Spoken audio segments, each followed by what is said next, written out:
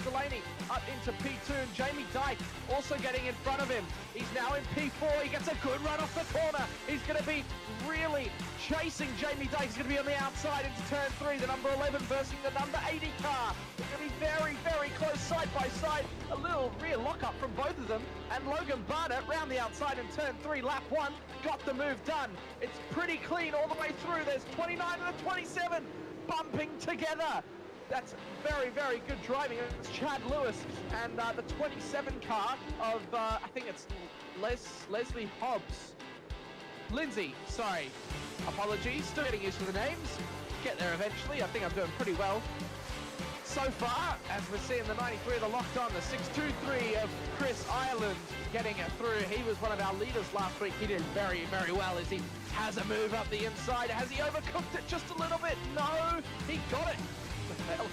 Held that up nicely. He got that done well. And Chris is braking there. Definitely last little late breakers in that corner, and he pulled it off nicely.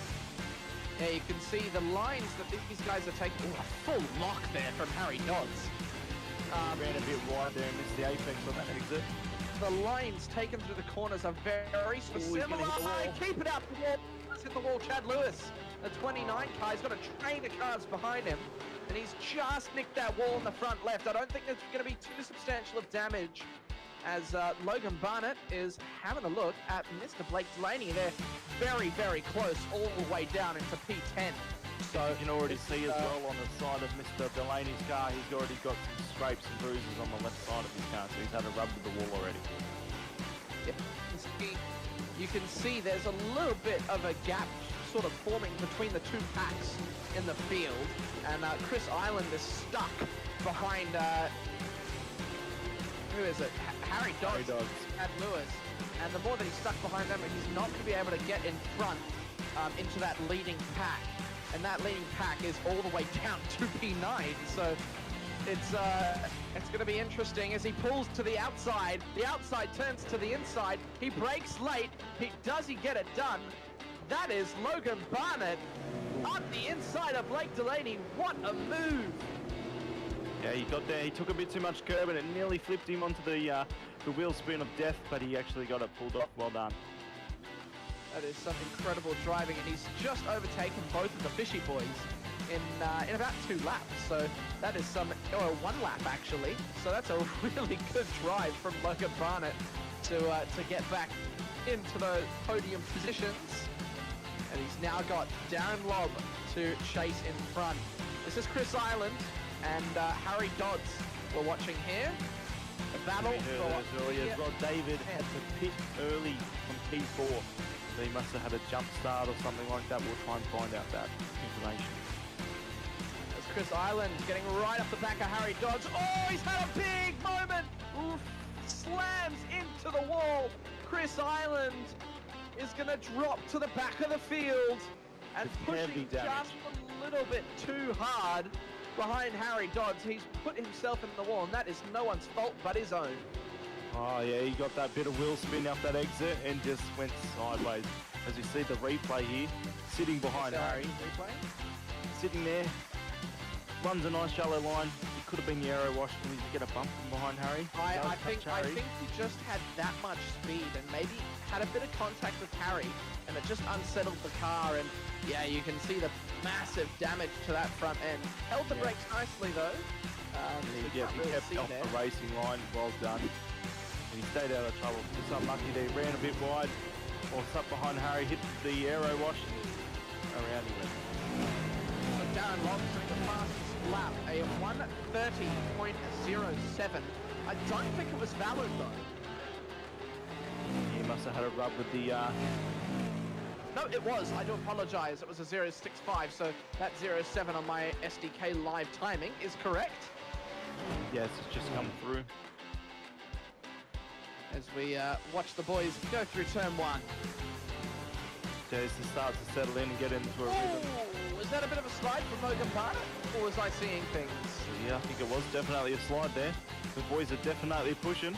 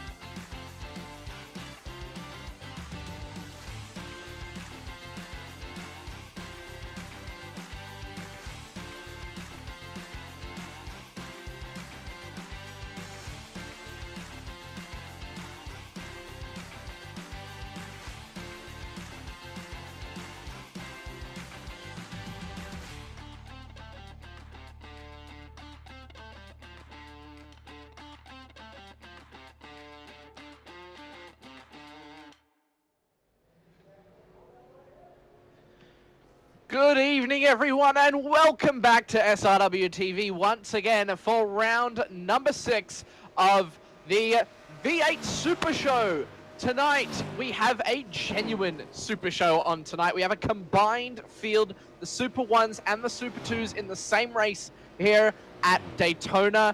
With me in the comms box is Tyson McAvoy. My name is Dano, of course, and we have Shibby bringing you the awesome camera angles here tonight. Tyson, we have a huge field tonight. Oh, definitely a huge field tonight, and you know, the times are looking sharp. Yeah, they certainly are. We've had some really good times in practice, but I really am excited to see how this joint field race goes, because, you know, we've had the pace of those Super 2 guys, Stead Miller, Peter Pavlovich, Daniel Schultz, Stephen Martin. You know, they've got the pace, but do they have the racecraft and the experience to fight with the boys in the Super 1s? We're going to find out tonight. Yeah, definitely. We already see a few of the Super 2 boys, you know, battling with the Super 1 on track, even just in practice. So when it comes to, you know, race time, even quali time, to see how it's close and who's where, it's going to be interesting. I'm looking forward to this. It's going to be a good race tonight. It is a absolutely huge field. I think we've got about 25 or 26 drivers in tonight. It's 25, sorry, 27. 26. So we got 26. Oh, it's 26, sorry. Looks like Greg Leake has just joined, though, so I think it is 27. Oh, yes, I didn't say that. You're right. So, oh, that was Dylan DeBono hitting the wall there in front of your screen. I think DeBono was just saying g'day. We're just still in the back end of practice here. We're going to go into qualifying in about 5 minutes. But you can see at the moment just how much traffic there is on track. Everyone's trying to set a lap, and there is just no room for it. You can see they're side by side down the main straight, and it's already chaos, and this is just practice. So setting a quali lap is going to be very, very hard tonight.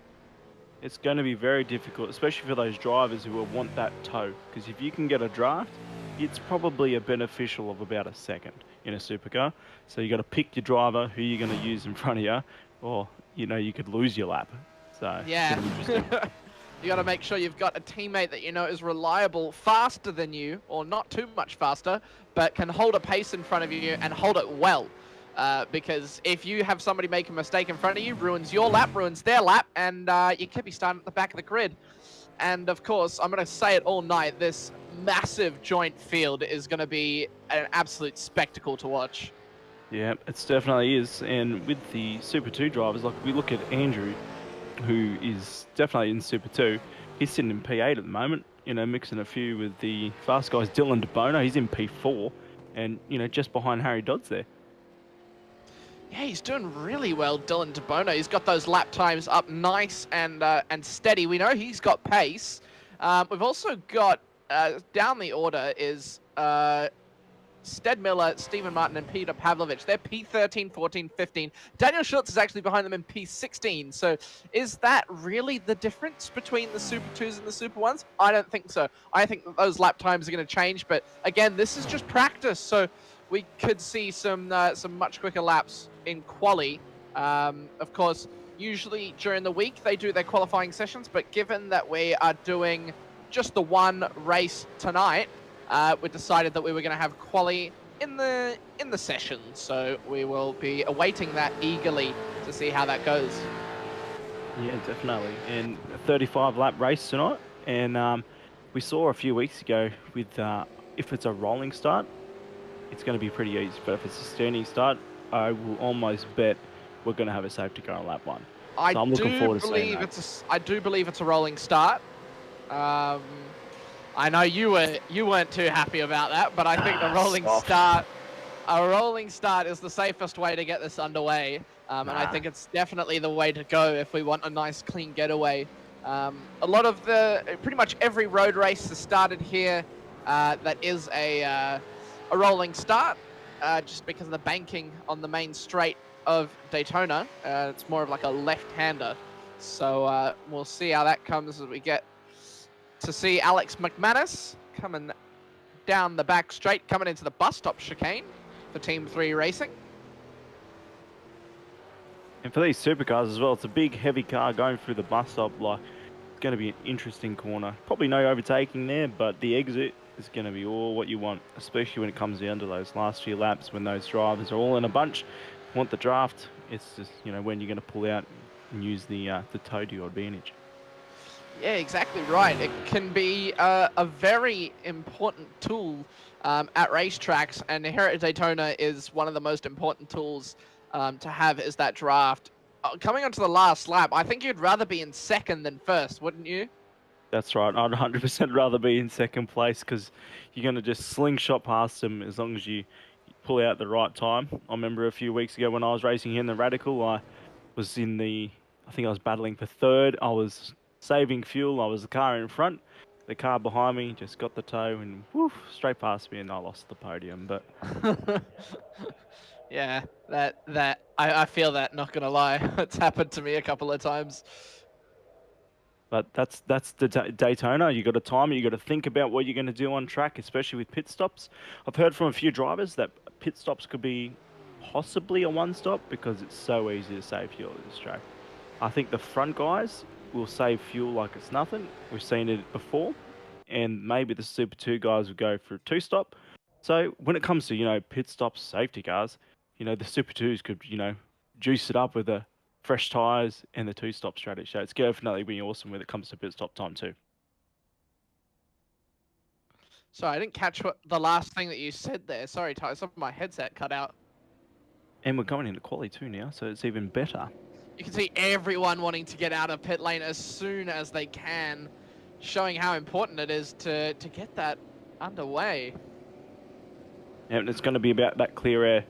And if you sit behind your teammate, like the Fishy boys and performance sim racing guys, you know, they're going to use that toe and hopefully benefit, you know, the back guys who might not be as fast up a few spots. Yeah, we can only hope so. Just seeing some of these guys doing some laps, obviously, during the week in some of the practice sessions. There are some quick guys out tonight, and I know that quite a few of these boys do quite like Daytona, so, you know, it'll be good. It'll be good to see. Not too sure if we'll have a Super 2 podium and a Super 1 podium. I think it's just going to be the top 3. So if those boys want their podiums that they would usually get in the Super 2s, they are going to have to work for it. That's right. And then it's going to be a fight. And the top 3, even before we go to qualifying and we see times, from what I see on the ladder, I'm going to say we're going to have at least a Fishy on the podium, a Super 2, just to spice it up, and a good battle for the last spot. I don't know who, but definitely a Fishy, a Super 2 driver, and maybe an underdog to get on there. I think you're probably right there, eh? I think Blake Delaney is going to set pole, or Jamie Dyke, or they'll be at the top.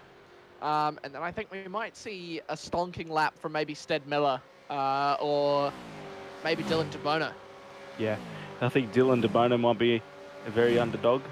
You see a lot of the drivers taking a very high line there. I wonder if they're using that not to burn the rubber too much by turning. We're seeing a lot of cars doing it. They're probably doing that to actually get oh god. Sorry. Can we just have a stable camera for a minute, please? Please, I just want to fix my things. I can't move my mouse. Yeah, I can't. Thank you. There we go. All right. Sorry. What I was saying is that, yeah, just Dylan has got some pace on him, and we'll definitely see some quick laps. It's just, yeah, going to be having to set those cars up on the right spot behind the right person. I think if the Super 2 guys get behind a Super 1 guy, they'll get even quicker because they'll be learning their braking points and be able to copy it a little bit better, and that'll bring out some more pace, I think. Yeah, that's right. We saw in practice a lot of the Super 2 guys were actually in front of the Super 1s, and the Super 1 guys weren't expecting them to brake as early as they did, and there was contact. So, you know, maybe race time when those pit stops happen, they might sit behind, and, you know, so they've got to watch that. So that all these drivers have got a lot to think about in this race. So it's going to be fully sick, and I'm glad I'm sitting here in the comm box and we get to sit here, watch, laugh, and enjoy it with all you guys. So let's go. As we see, I think you're pretty happy not to be racing in this one tonight, aren't you? That's right. Like, mostly I'd be happy to jump in and race, but a supercar Daytona and that bus stop chicane, all I'm picturing is me getting a slowdown. So sitting up here, definitely enjoying it from here.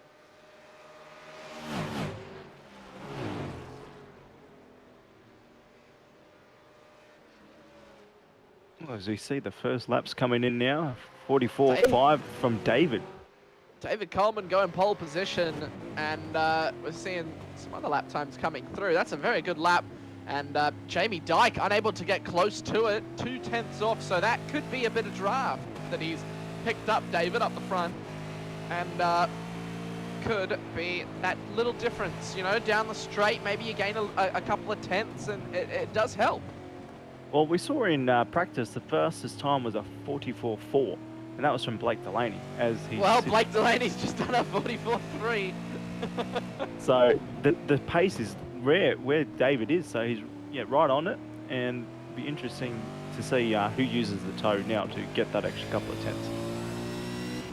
It certainly will be, seeing these boys go absolutely toe-to-toe with each other, and I'm actually very excited to see where some of these Super 2 boys place, because I have been wondering that all season really is how those guys go with how they would go with the Super 1. So we're going to be treated to that tonight. That's right.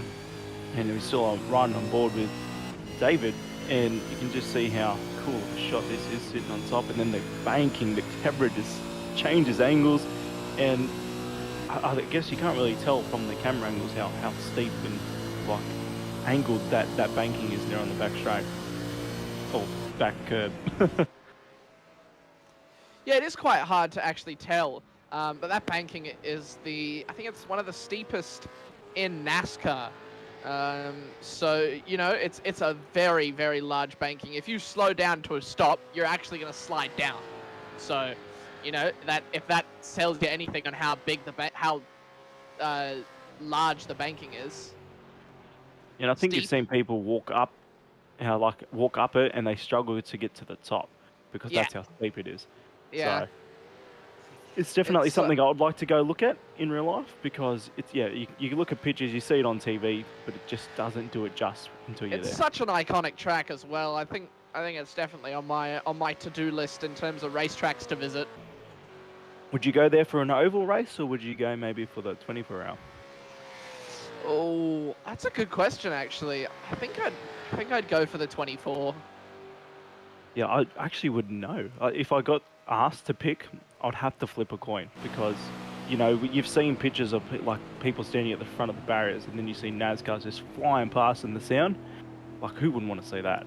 But then again, wouldn't you rather see a 24-hour race at the track? It's very hard to pick. I think I'd go to the Daytona 24, and then I'd go to like Talladega or Bristol or like something like that for a NASCAR race, so that I get like some good action. I mean, and then you get the Talladega and Bristol are completely different, but well, still you get to experience best of both worlds, especially if you're going to go over and see some motor racing in America, because they have so much. You've got dirt, you know, ovals, the Indy cars, like. Oh, it's just too much. Yeah, I think you'd have to go for Indy 500.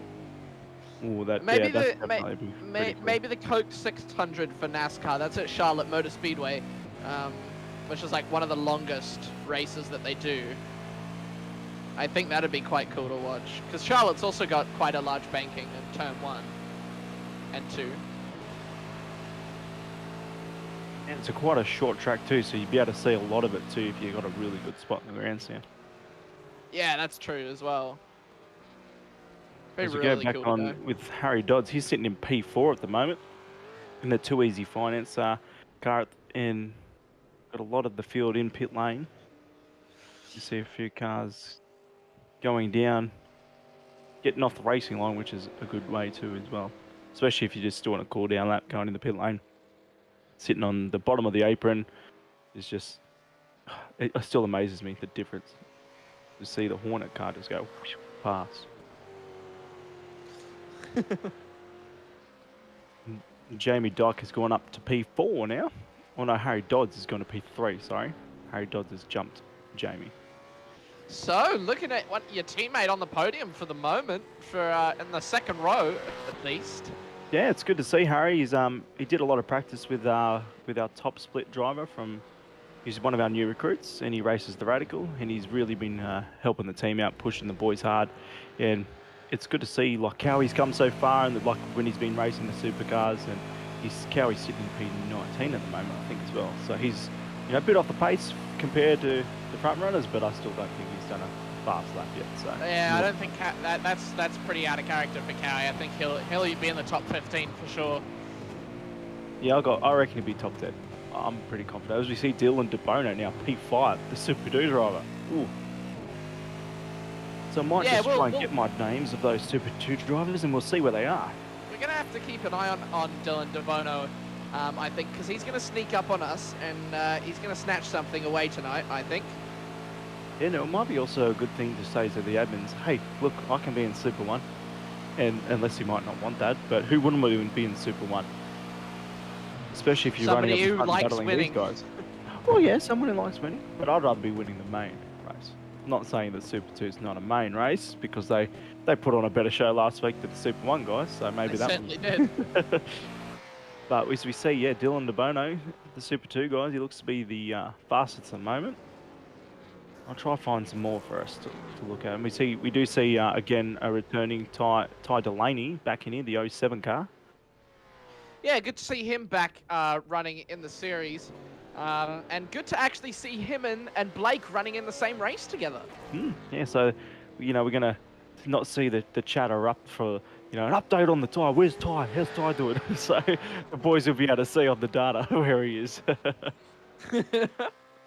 Yeah, it's good. It's good that they're both getting involved together, and we're able to see them both racing tonight on the same track. We see some of the gaps as we see, who's that, Chad Lewis coming up to P5 there. So another good lap there.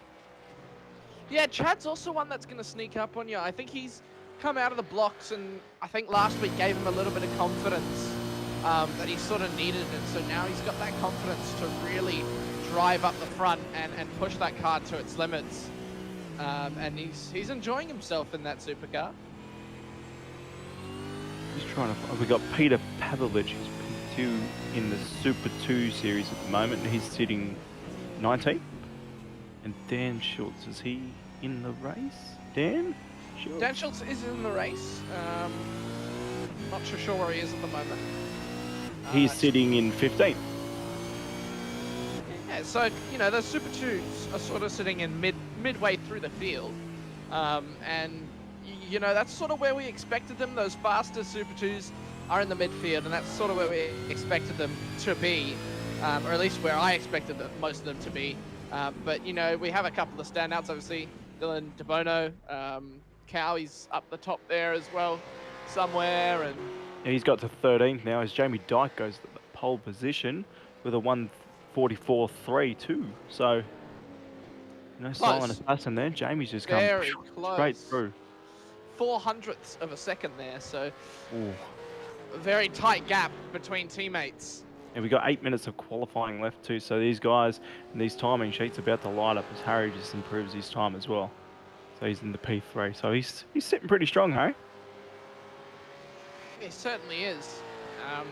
I think he seems to be quite happy with his racing recently. Have you got any inside information on that one? Yeah, so he's the last few races he's noticed he's actually in the championship hunt. So he's really put 2 eyes forward and concentrating on actually getting a good result, practicing for everything. And as you say, he's really up the front now. He started a bit slow and now he's coming a bit strong. So it's good to see. And with strategy, hopefully he can fix his starts and everything should be good. Especially tonight's a rolling start. That's easy. One problem out the window. But pit entry, that's going to be a tough one tonight, I think, for all drivers. Oh, I like that we've got a new little system. When we have the driver highlighted, they're blue on the timing screen, and that's very helpful to you guys at home to know who we're actually on in case you can't see. And especially in qualifying where we've just got the lap times at the bottom. Blake Delaney set a purple 4th sector. Yeah, he's pushing now. He went into the pit lane. So I think he's starting again. Yeah, he's just about to leave. And Dodds is on an out lap by the looks of it. He's sitting on the high line getting ready to go. I think this is down the back straight still. And yep, so this you can see there's a train of about 4 or 5 cars on the back straight getting ready. And I don't think you would want to be at the start of that pack, but looks like someone run wide. Chad Lewis goes a little bit wide. But at the front of that field is Alex McManus, and he leads away Tim Harris, Chad Lewis, and Harry Dodds as well. And I think the tow for this would be probably 1.2 seconds. It would be a good gap. And then, you know, 6, 7, 8 tenths would be where you start to really gain the time. You see Alex McManus actually come up to P10 with that lap. Yeah, good lap. I think you actually want to be sitting just around P10. You don't really need to be sitting further than, like, probably P10 to be satisfied. I think I'd be pretty happy with P10 if I was sitting in this field amongst 27 other people, you know, with about halfway being, you know, P13, P14, around there. Yeah, I think P10 is pretty strong. So turn 1 would be pretty chaotic as well, staying out of the battle for those front guys. So Mr. Sinkovic do a 147.6 that puts him in the 23rd. So we're riding on board with him at the moment. He's just cruising along. Dean's 5 tenths quicker than him. Or 4.5 tenths, sorry. But still quicker. Yeah, the battle of the brothers. They had a nice bet the other night in the Porsches. Who was going to spin more? And Dean, unfortunately, let me down there. So tonight, I'm going to say... I'm staying at Stephen. Yeah, I was going to say as well, Stephen. If you're listening, Stephen, I apologise. I don't. I love you. I'm but Team your Dean, brother's unfortunately. Actually, I don't know why I am Team Dean. I was at the Grand Prix, standing outside the stand, and Dean would not come down and actually say hello to me. And if you're listening, Dean, you should have come down and said hello to me, because I waited. Well, you should have went up and said hello to him.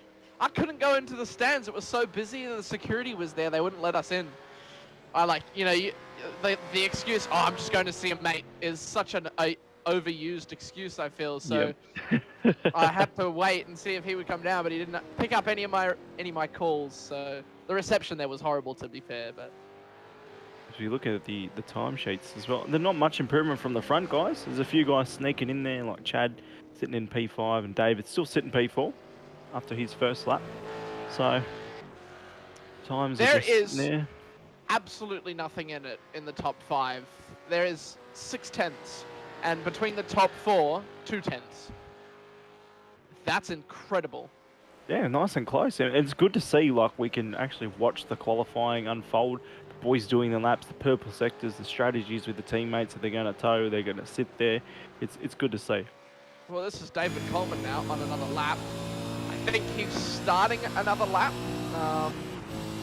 See on the screen, you've got 2 green sectors. His first 2 were orange. Oh, sorry, he might be on a lap. We'll see as he comes across the line. What is the lap time that he is going to do? No, this is the out lap. What's this out lap? Well, we've had a change in lap time at the front, a 1:44.28. Oh, that's Mr. not what you want to do, mate. Drifter. Oh, get on those brakes. Get on those brakes. You do not want to be coming on to the next part of the track, as Dylan DeBono will come past your screens now. Oh, didn't. You just saw the front of him. Here's Chad Lewis around turn number, I think that's 6. International Horseshoe. 7, 8. So we hear a few drivers asking a couple of questions about the standing / rolling start, and I'm 100% against the rolling start. We are supercars. We should be standing on a bank and showing off that Americans, you know, we can stand there and do it. Oh, you guys need to cut it out. Honestly, we saw what happened. We saw what happened. Chaos is entertainment, and that's what we want. I want entertainment. I want carnage. I want safety cars. You know I what? There's want that nothing too, better. but I don't want it at the expense of people's races. We saw what happened last week in the Porsche Cup here, and it was absolutely chaos. Yeah, but the Fishy without a boys have doubt. actually told me they have heaps of spare parts. They've got plenty of cars this weekend. They're happy to hand them over to people if they need them. So, especially off the standard stuff. But we're not standing, so I don't think we can share those parts, the Fishy boys said. Ah, well. But it'll be pretty hard to find a spare part, you know, chuck a panel on this car because look at it. I don't know if I'd be able to line it up. Yeah, it almost looks like a test car. You know, they put on those weird liveries that, you know, you can't really see the designs. That's what it kind of looks like. But it looks awesome.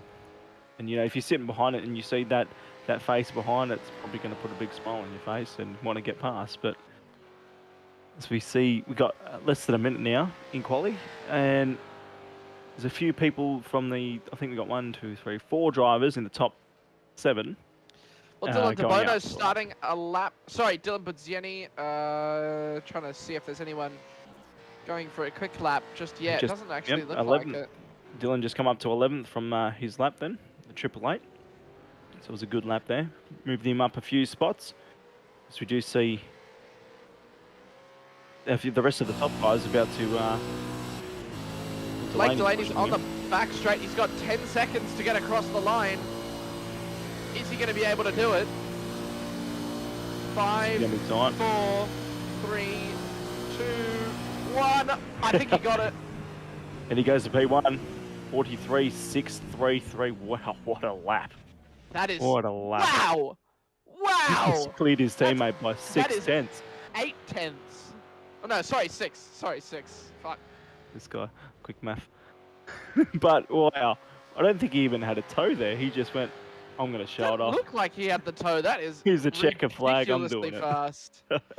As we watch Brett Taylor come through the bus stop chicane, got a lot. That rear end is very lively on that Commodore. I honestly thought he was about to drift through the corner. I thought he'd lost the rear there. Dylan DeBono is also coming through on a lap, I believe. He is currently sitting behind Mr. Jamie Dyke. So they both come through the bus stop chicane, both on a lap. Jamie Dyke has set 2 green sectors so far. He doesn't have the draft as they come through turn number 10. I think it's 10. I'm going to double check. Yeah, DeBono wants to definitely push up. He's going to have the toe of the fishy car here. So it's going to be interesting where he finishes. So here we go. And across the line. Ooh, where does he go? DeBono improves. He goes to P5. So a top 5 qualifying for one of the Super 2 boys. Not too shabby. Yeah, and Harry Dodds in P3. So that's a pretty good start there from Dodds. He'll be pretty happy with that. And we scroll down the field, you know, Super 2 driver. I think Dylan's the top one. Stefan Lawrence is in there. Stephen Martin. And they're both in the top 10. So really good showing from them. And Stead Miller, we've seen what type of overtaking he can do. He's starting P14. We'll see what he can do from P14 on the grid. And a good thing for Stead too, it's not a standing start because we have seen over the last few races he struggled. So he's got an advantage here. Let's see how much he can capitalise from P14. Yeah, we certainly will. Just trying to figure out what the... I think it's 12. I think it's turn 12 is the final corner. Out of the bus stop. Yeah, out of the bus stop, I believe it's turn 12. Because so we got in the road course, they treat it as one corner. It is turn 12. All right. Now that we know that, we can get underway here at Daytona. We will run you through the grid.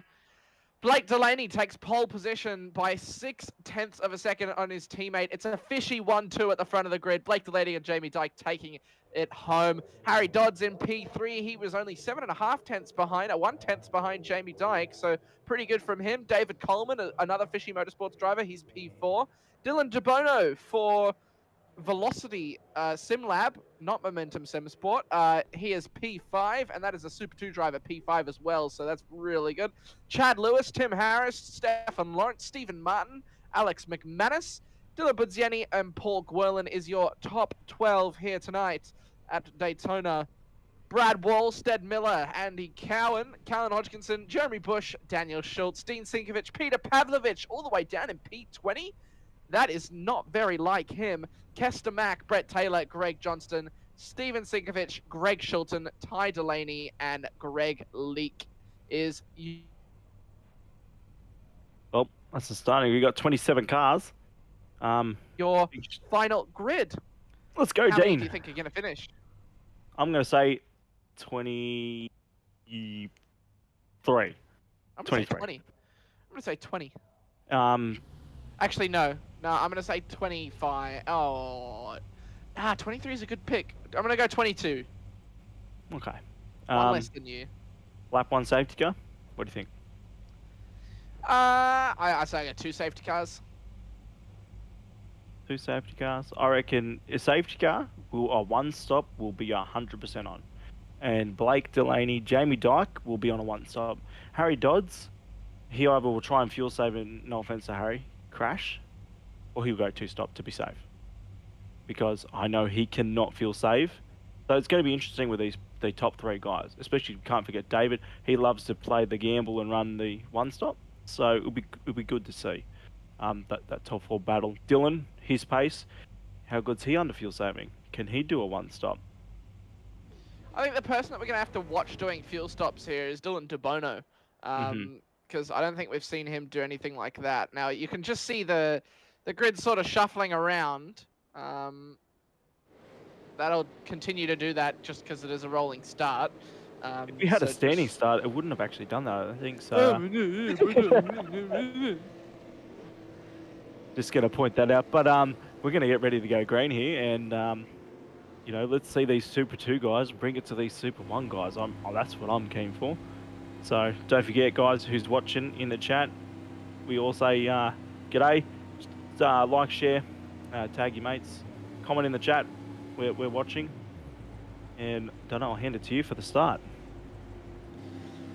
Thank you very much. Well, they're all packed together. We're on the back of Blake Delaney. You can see Jamie Dyke on the left-hand side having a look to get alongside. They come along the straight. The safety car's in.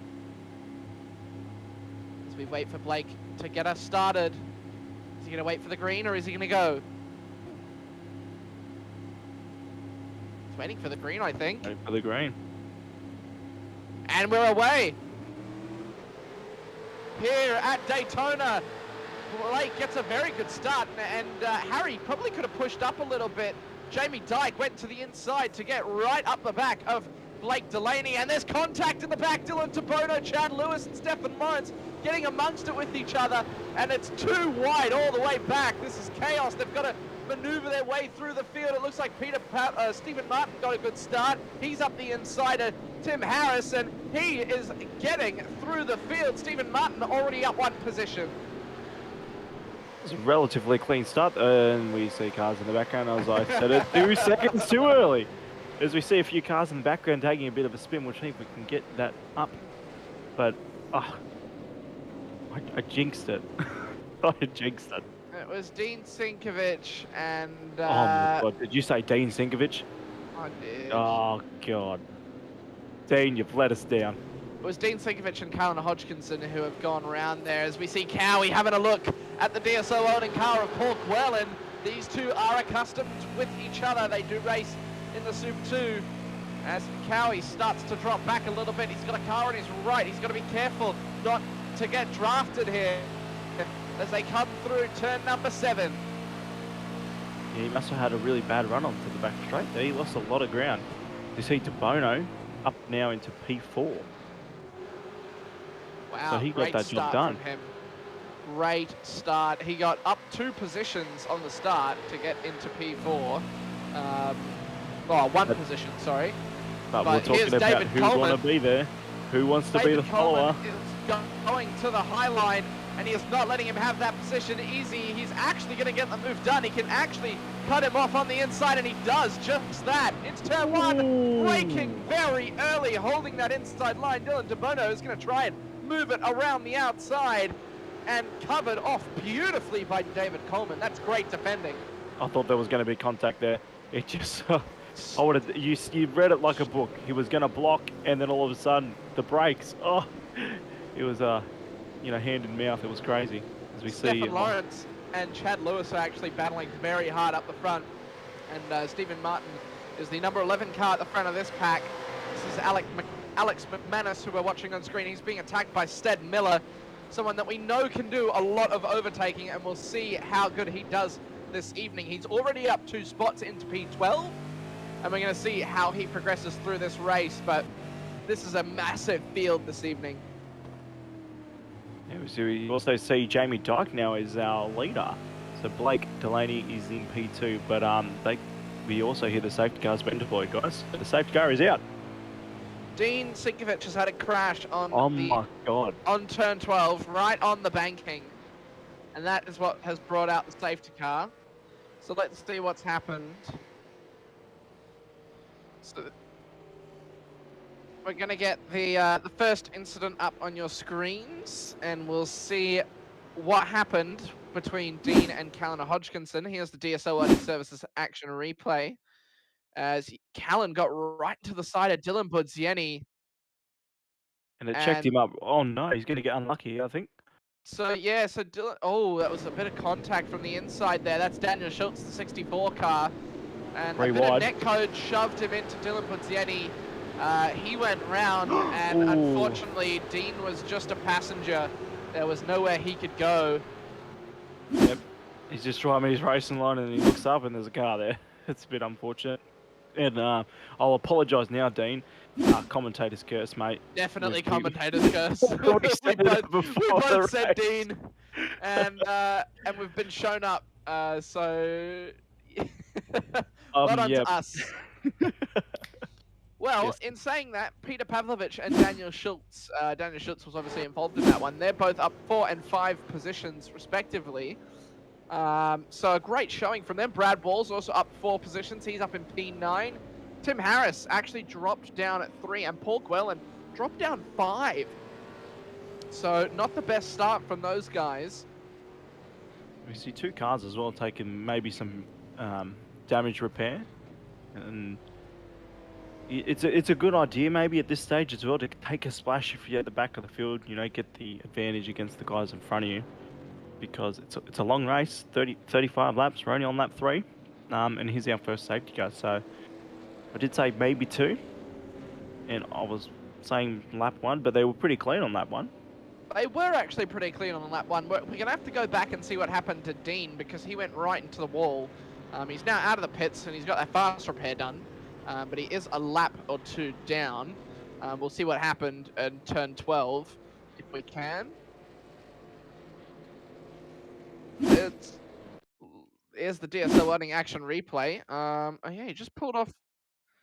He may have blown his engine. I think that's why he may have had to tow, because his engine may have blown up. If you knock off a lot of the front end, you can really ruin the engine temperatures. So the oil temp may have exploded or something, as we see here. 5th gear goes, trying to shift. There's 4th. Yeah, popped. Definitely popped it. Yeah. As he's going into the chicane, he's just going bang, and he's going straight through. So yeah, it's as easy as that. And we're getting back underway here very shortly, as Dean is actually catching up to the pits, to the pack now, and Greg Johnston is doing the same. Interesting start to the 35 laps, wouldn't you say? Yeah, definitely. It was interesting to see, especially from De Bono. Like, he wasn't letting these Super 1 guys, you know, push him around. He was battling hard and saying, hey, I'm ready for a fight. So it was good to see. Yeah, we're going to wait and see what happens here. But it's great to see, you know, Stefan Lawrence is up 2 positions. He's now fighting with Dylan De Bono. So we've got a little Super 2 battle in the top 10. And just behind him is Chad Lewis and Stephen Martin. And Stephen Martin, of course, also a Super 2 driver. He can get involved there as well. So a lot at stake here in this race. Not too sure how the points is going to work. I think they'll end up doing that stuff behind the scenes and working that all out, where the podiums are. But we're just focused on the race at the moment. As the safety car seems to be out for one more lap, and then we're going to go back to green racing. And you know, it was good to see some of the boys like Andrew's up 2 spots, as you're saying, Peter as well up 5 spots. So good from him, and like just a few of the top guys just sitting there patiently. And a good strategy before the safety car was called, I was going to say with Jamie and Blake, would maybe to swap the tow around a few times. If they break the gap to Harry and Coleman, you know, they could save fuel. You know, one lap Jamie's the front leader, the next lap Blake could be. You know, that's a good way to save fuel. We saw that in the IndyCar. You could just both save fuel, and it works as well. Yeah, because it's such a long track. You know, there's so many places where you can take heaps of speed into, and you know, pop the clutch down, and you're good. You can actually fuel save into the hairpin of turn 5, which is the hairpin just before the left-hander onto the back straight. You can actually just clutch in really early, brake, and you will be fuel saving through there. I used to do it all the time, and it was just, I don't know how much fuel I used to save on here. It was ridiculous. As we saw in the Porsches in the race, like we were surprised when I was actually spotting for Harry how much the front fishy boys, I think they got 3 laps of fuel extra compared to, you know, me and Harry. We didn't even consider fuel saving. We were just going 100 miles an hour. These boys were like, fuel save, and they saved themselves 3 laps of fuel. And the 3 laps of fuel, you know, it benefited them in the long run, and it was ridiculous. Yeah, that's what it'll do. That the fuel is so important in a race where, you know, refueling is an option, and you want to minimize the amount of time in the pits or the amount of fuel that you have to take. So if you're fuel saving, and you know you end up going further on the first tank, then you know you don't have to put as much in the second tank, or you can take even less and then continue to fuel save. But I don't know why you would want to do that. You'd probably just want to go hard out for the last stint. Well, especially with you know, these guys, they're all about strategy. Especially, you know, they race top levels racing here, especially Jamie and Blake, and just the number shortening the pit stop, especially with the pit stop here. They extended the pit lane to the exit of the S's out of the so you can't just go to the end where the NASCARs do. It's all the way around the bend. So you're on that limiter for even longer. So that makes that pit stop long. As we see, yeah, it's a really long pit lane, and it's actually a tricky pit lane exit, because if you take a little bit too much speed, you can actually clip the wall on the right-hand side. It's a concrete wall. It'll give you damage. Oh, yes. Then you have to go into the pits again and do it all again. And I've done that many a time. It is not an easy thing to live with once you've done it. It's very frustrating. We're about to go green. The safety car's accelerator. He's just about to enter the pit lane, and it's in the hands of Jamie Dyke now when he goes. I feel like they should have. See David there holding a weird line. Thought they would have formed up double file, but yeah, David Coleman there is P4. He's holding a very interesting line down the straight as we wait for Jamie Dyke to get us back underway. It looks like he doesn't want to sit behind Dodds for too long. The trigger's pulled. There he goes, he's gone. And Harry's asleep. Harry absolutely asleep. Got absolutely napping. And David Coleman is going to try and push to the inside. Harry is covering him off.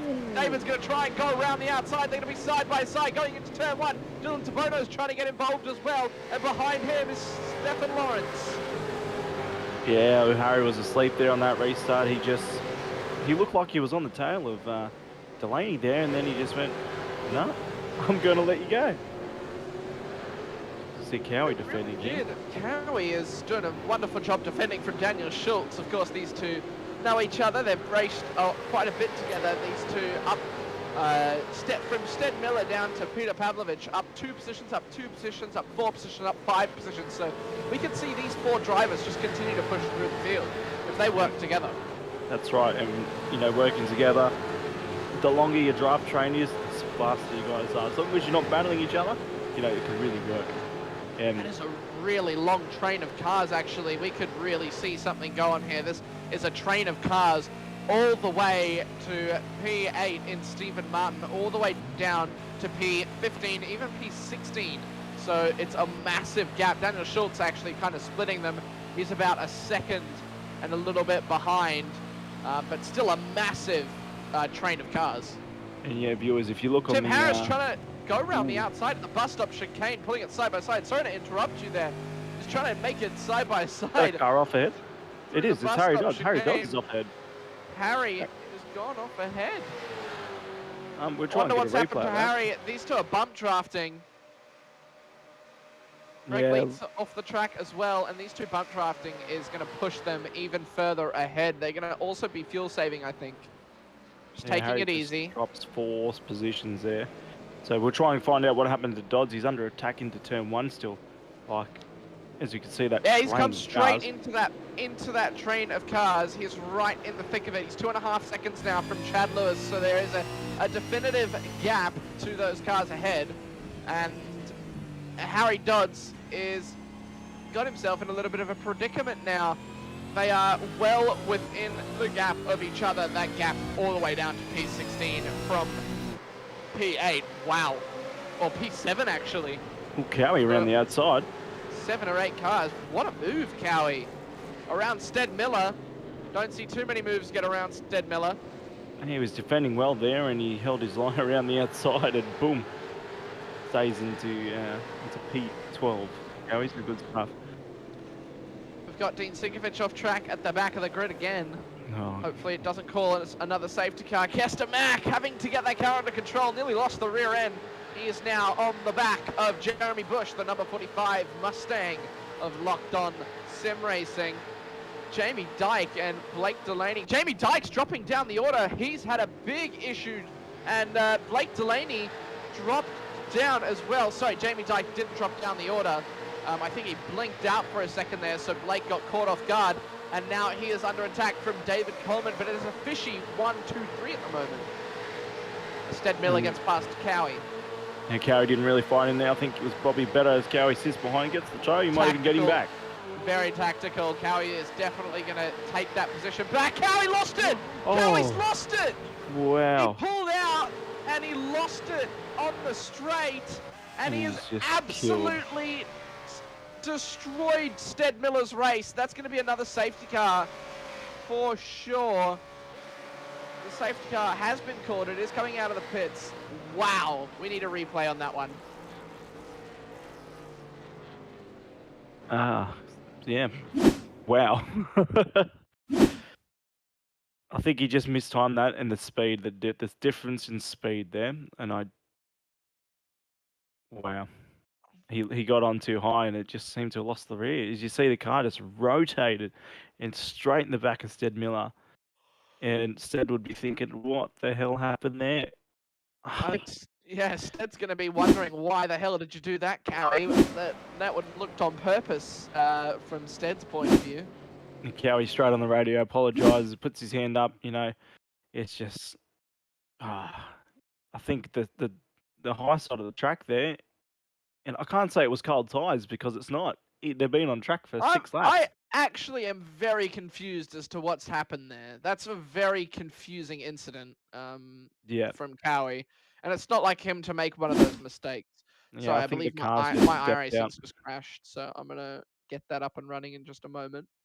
We're right on board. We're going to look at Cowie's wheel. It's, look at that, the oversteer. And then he's just gone bang. So it's just like he's gone through the high side of the line, and then because of the camber of the track, the car's just stepped out on him with the high speed there.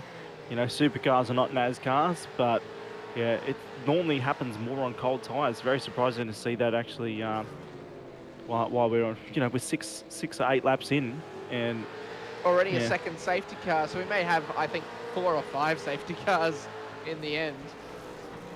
But when we're watching all that action happen, as I was saying, I think Blake and Jamie, they're trying the good old tactic of save fuel, push each other along. As you noticed, we saw the bum draft. So they're trying to get away from the guys like, you know, David and Harry there when he was there, because they were fighting. Jamie and Blake can just push, go away. But, you know, you see a fishy 1, 2, 3 now, so he'll be on. The safety car wasn't called in the end. These two are continuing to battle up the front. And it is great to see. But David Coleman has gotten in front of Blake Delaney, and Dylan DeBono is right on the back of him. Stefan Lawrence has dropped back to about 2 seconds, or is that 2.8 seconds behind? Really starting to drop down the order. Well, not down the order, but down the track. Yeah, it's a bit of a shame there. Like, I think a safety car was definitely needed after a high-impact crash like that in a red, very high-speed zone. And, you know, it was still under green, so... Whoa. Nothing wrong with that. Wow, what a save from David Coleman off the exit of the bus stop. Wow. And you can see just how unstable these supercars can be. Yeah, he was definitely right out sideways, and he caught up very well. Didn't even collect his teammate there, so he can just get back in the toe of Blake and push back on. That would have Alex McManus trying to shape up a pass. That would have been some words in the debrief. Who's going to outbrake each other? Let's have a look. Bradley Wall goes very deep. Alex trying to do the undercut, doesn't get it, stopped in time. That was actually a very good corner from Brad Wall. Cowie and Daniel Schultz are side by side going through the S's, and Cowie has to relinquish the position, but he goes deep, or is that somebody else? It's Kester Mack who dives up the inside. Cowie's just been given his drive-through penalty as well, as we saw Triple Eight as well getting a drive-through penalty. Unsure why, maybe for an only incident on lap 1, which it is, sorry.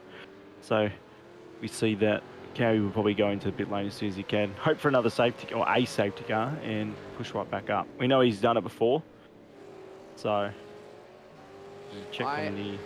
I am sure he will be able to do it again, that is for sure. Cowie has got a lot of pace in that car, provided he doesn't spin, of course. But he has been working on it, as he said. Yeah, spin will run out of fuel, but apart from that, you know, he showed great form over the last few weeks in this series. I forgot he ran out of fuel. But we ride on board with Kester Mack sitting in the toe. And let's see if he goes to the move out of this bus stop chicane. He runs a little bit wide, gets the grass. That could be a slowdown.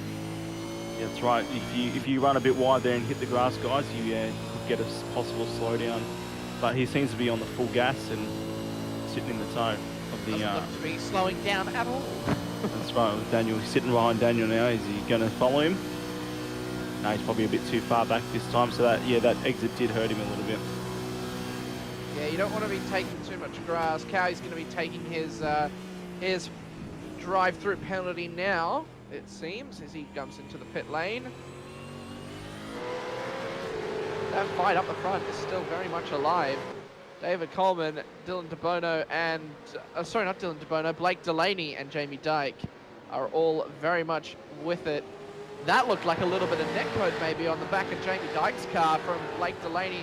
Blake is going to send it up the inside, it looks like, on Jamie, but I think that was just for the cameras.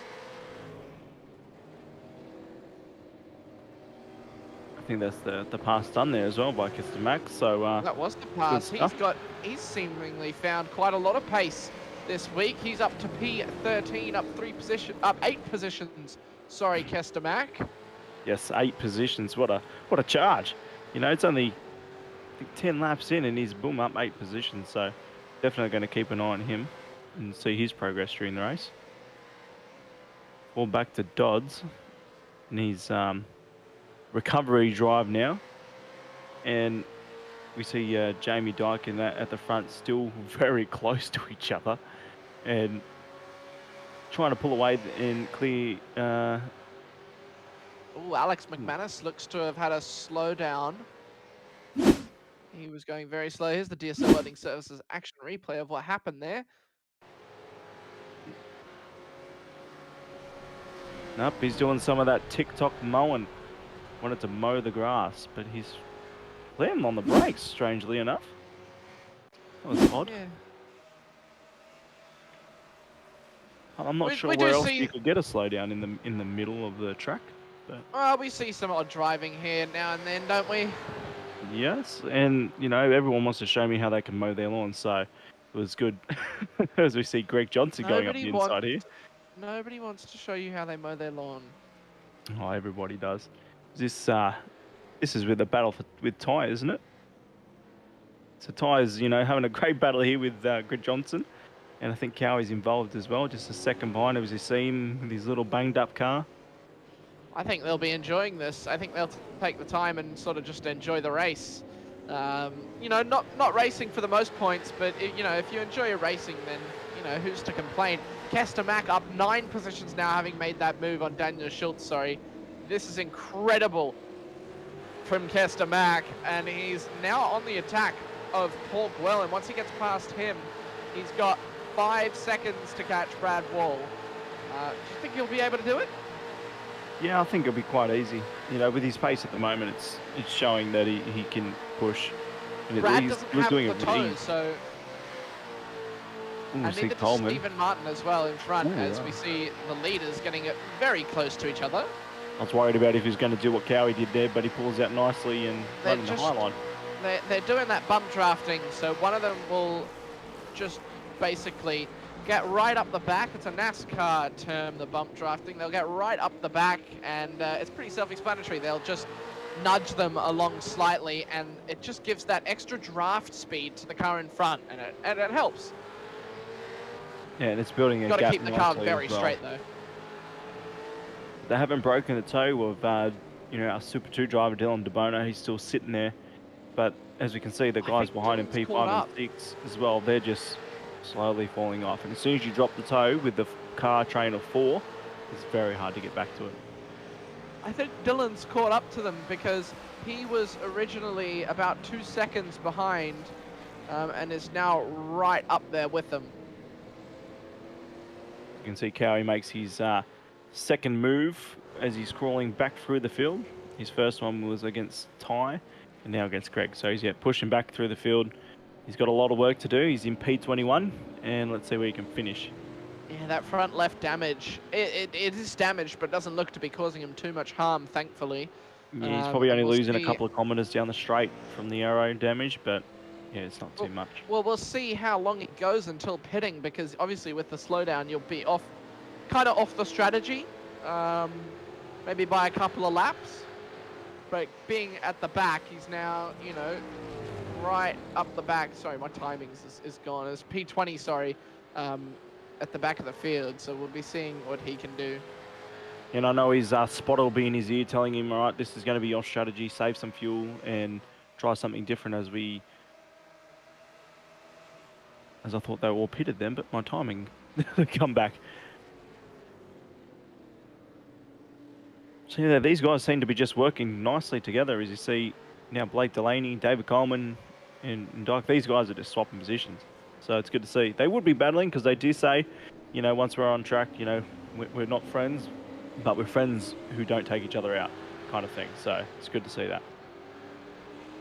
I think if anyone would be friends, it would be Blake and David, because they're both in the same brand of car. You've got Jamie Dyke in the Mustang, so interesting. And another Commodore getting involved, Dylan DeBono. So he's found himself in a bit of a manufacturer sandwich. Oh, that's probably why the Mustang's, the third car on the track now. Oh, big moment! Big moment from David Coleman going into turn 6. He locked the rears, car got sideways. Dylan DeBono goes into the podium positions. He managed to save it, and he got it back underway. He's still in the draft. It was a big moment. We'll get a DSL loading action replay if we can. Yeah, we only saw the end of that, and we see these boys. These boys hopefully working together to push, to catch the front runners, especially if they keep making little mistakes like we're about to see. So here it is from David Coleman. You'll see, he caught a bit of grass on the right-hand side, and it just threw the car into a spin. Wow, look at the car control. Luckily, yeah, was able to stop it. That's a great little drift and amazing car control from David Coleman. So really showing his skills off at Daytona. Yep, definitely. What happened, Mr. Drifter? And he went sideways. So good on you, David. Good catch.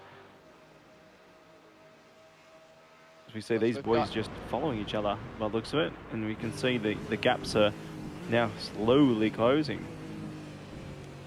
Yeah, they're slowly getting Harry's there, just as we lost see it. Harry Dodds make another mistake going into turn 1. Bit too much speed, and he locked up, and that's going to cost him 2 positions. I think his tyres might be starting to go. Tim Harris is on the back of Chad Lewis. He's trying to get P6 from him. Stefan Lawrence, the Super 2 driver, he is up into P5. Yeah, turn 1 for Harry was a struggling point in this corner here as well in the Porsche. Harry, I think, cost himself a good result with a couple of lock-ups into turn 1, but you know, he clawed back and pushed on. So, you know, I think he still can. My advice for turn 1 is literally just brake early, because wherever you think you can brake, it's probably earlier. So you brake early, and even if you're braking late, brake earlier than what you consider late. And then carry that speed as we see the side-by-side action into the bus stop. Dylan De Bono down the inside. Wow, so he is now fighting for P3, the podium position. He got a very poor exit there too. I think David's going to have the run here as we see him just come into the shot. Wow, he's gaining on him like crazy. They're now 2 seconds behind the leaders. Watch this slingshot, how powerful the slipstride is, and then boom, he's already got the job done. And we saw these boys a couple of laps ago as well, where they nearly had contact into turn 1, but this time there's a bigger gap, so it was a much better move by David there. So yeah, here's into turn 1. Tim Harris taking that very unconventional line through the corner, really trying to maximize the exit there. He takes a nice sharp line through the start of the corner and then drifts wide, whereas a lot of other people like to stay wide and then cut in, which I think is the better line, is to sort of stay wide. Stay wide and then cut back in. Sort of gives you that little bit more speed. As Steven Sinkovic is going for the move on Brett Taylor, he will be on the outside. Both braking at about the same time. They're going to stay side by side through the corner, and Steven Sinkovic, I think, locked up there and went off into turn 1, and my iRacing has crashed again. Yeah, we saw Steven give a lot of room there, and that's really well done from him. He's, you know, up 6 spots, so, you know, the underdog for the Sinkovic brothers. He's showing his bro, you know, Dean, how to race. So good stuff, mate.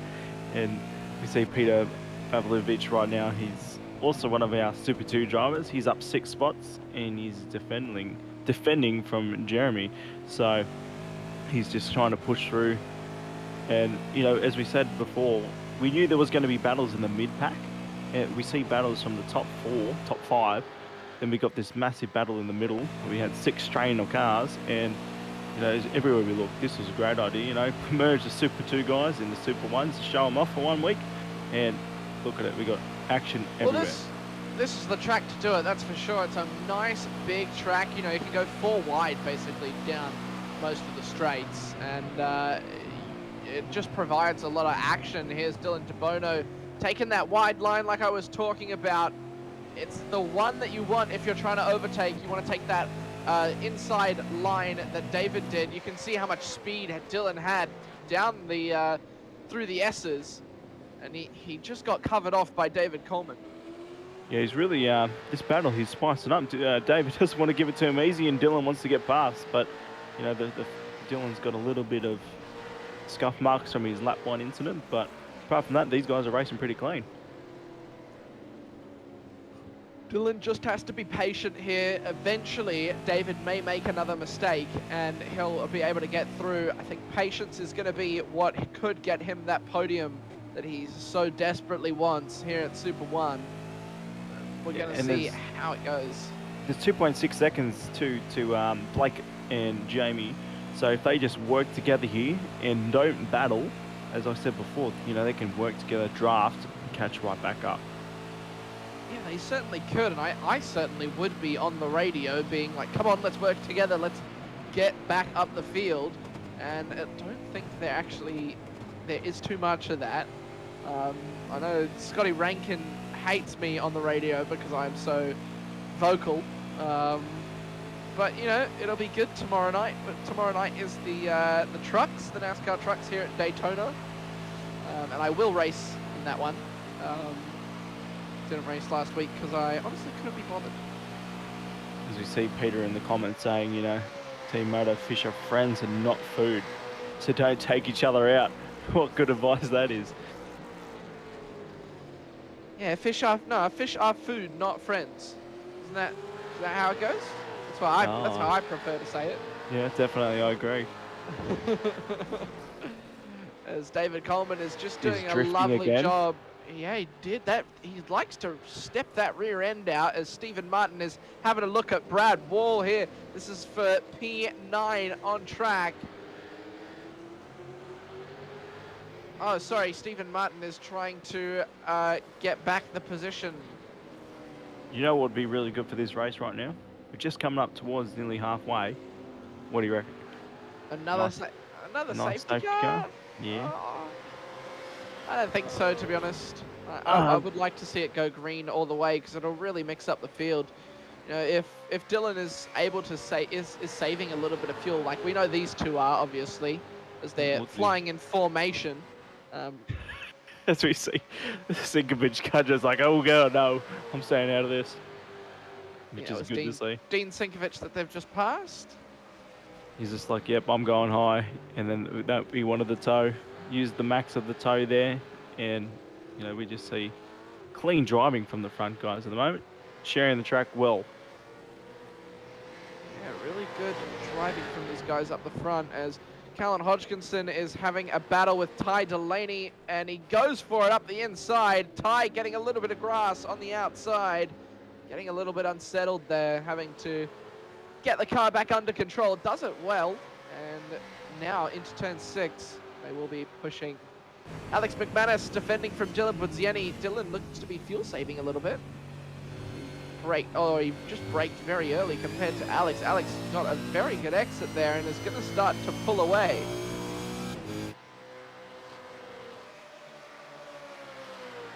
Yeah, as I said before, everywhere we look, we just see some really intense battles. And the action into turn 1, there's respect for the drivers, so giving each other plenty of room. For a Super 2 and a Super 1 field, they seem to be sharing the track quite well. Yeah, they're doing very well, these guys together. They are working well as a unit, you know, doing the best that they can. And we see Peter Pavlovich get past Jeremy Bush on your screens now into turn 1. And for the Super 2 guys, you know, seeing their speed compared to the guys in Super 1, it probably be a big boost as well, knowing how far they got to push and, you know, get to ride on board Jamie or maybe Blake and see where their braking are compared to themselves. And it could help them overall, because in the Super 2 and Super 1 quality, they're in 2 different sessions. So, you know, they'll be able to see it a little bit more live in action too. It's very good to see, actually, as Peter Pavlovich is actually starting to pull a little bit of a gap now, so maybe he's found a little bit of rhythm down in P14. He's got 5.5 seconds to catch Daniel Schultz, who is starting to catch Kester Mack, and the pack of Kester Mack all the way to Bradley Wall. We can see it's 4 cars all the way back from P9 to P12. Very, very close there. Stephen is going to want to get those points. Dylan DeBono in the pit lane, and just to update over on the pit strategy, it's looking like 100% going to be a one-stop strategy. You see most of the field now panning into the pit lane. Yep, here they go. Of course, in NASCAR rules, you can overtake into the pit lane, but it's such a tough pit lane to get right. You don't really want to risk it. It's a very long pit lane, wide pit lane too, which is good.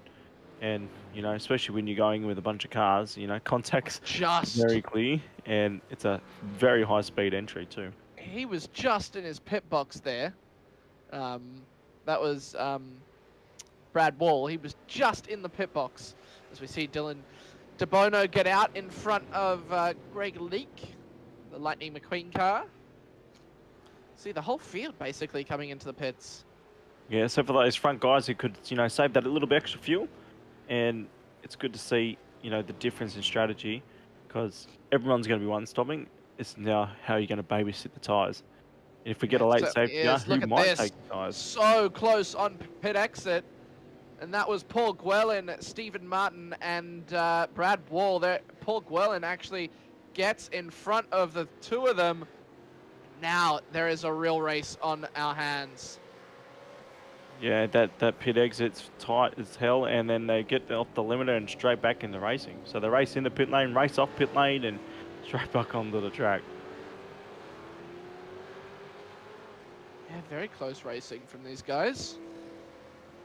But it looks like that gap is starting to pull away. Of course, under pit lane, you can sort of pull a tiny little gap, but it's not going to be big enough, I don't think, to break the toe. As we see them, the three of them, will keep an eye on them all throughout the race. And a big shout out to everyone watching at home. Hope you guys are having a great Sunday night in, I don't know about you guys, but it's a long weekend over here in New Zealand. So hopefully everyone that's tuning in is having a good long weekend.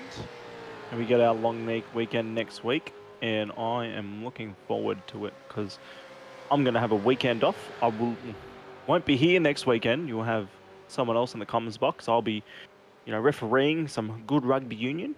But as these pit stops are happening, you know, who's going to come out first? Because Dylan De Bono will be pushing his fresh tyres. A exit from Stephen Martin. Absolutely blitzed Brad on the exit of the chicane. But he's going to have that draft, and he's going to be coming right back at him. I think he's got it done, though. I think he's going to be able to defend. He's got to stay on the inside line, though, if he wants to have this position done and dusted. Brad's going to pull to the outside. Brakes just that little bit later. They're going to be side by side all the way through. They've got to work together if they're going to catch Paul Gwellin. They stay side by side through turn 1, through turn 2. And Brad Wall gets the move done round the outside. Kester Mack joins right into the battle. That was a good join. He just sits right behind there, and, you know, with the formation, boom, now he's involved in this battle. Yeah, it's not going to help those boys trying to catch Paul in front, but Paul is going to be loving it, absolutely lapping up the battling behind to maintain that lead and extend it just that little bit. And he's definitely out of the draft now, so he can continue to push. We see our two front runners now in the pit lane. The battle off the pit lane will be very interesting between our leaders. As you see, De Bono now has got Coleman. Coleman's dropping. I wonder if he's had a spin. Yeah, we tried to actually catch that. The David has run off the track. We'll see what happened there. We'll get the DSO Earning Services action replay in just a moment. As we see Kester Mack. Is he going to have a look up the inside? He tries it on Stephen Martin. Can't get it to work, though. Ooh, Takes that little bit of grass again. I would not be that close to the grass because you'll take a 1X as well. Yeah, I wouldn't want to run that close to the grass there because it might even shoot you off, especially on your cold tyres. Like, you clip the grass, slow down risk. Yeah, but you can see him trying to get the maximum of his exit. Yeah, seems to be quite confident in the car. This is David Coleman. Drifter. Yep, that's that rear end again. Oh, right into the tyre barrier. No, David. Looks like he was having such a good race too. Looks like the front end was okay. Yeah, that's a big whack. Unlucky there, David. He was having a good, clean race in front. Very frustrating.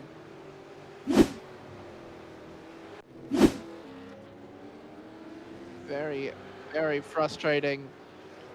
Back to this battle now. Brad Wall leads them away. Stephen Martin and Kester Mack. Kester Mack really trying to get around these guys.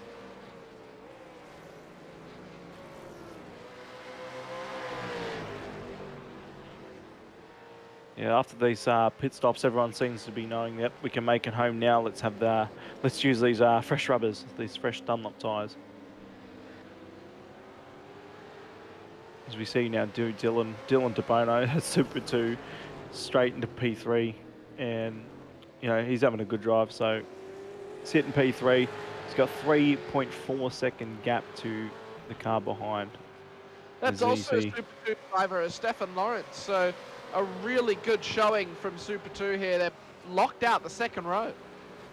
Yep, they're going good. Harry Dodds, you know, trying to crawl back from his earlier mistakes, and he's sitting in P5, only a couple of seconds behind, but just out of reach of the draft as we see a slow car there, 144. Kester Mack was going very slow on the exit. I think that could have been that slowdown that he finally had to take.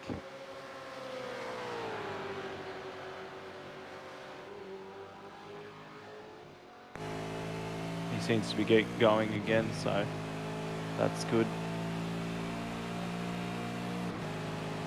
Is Jamie Dyke dropping down the field?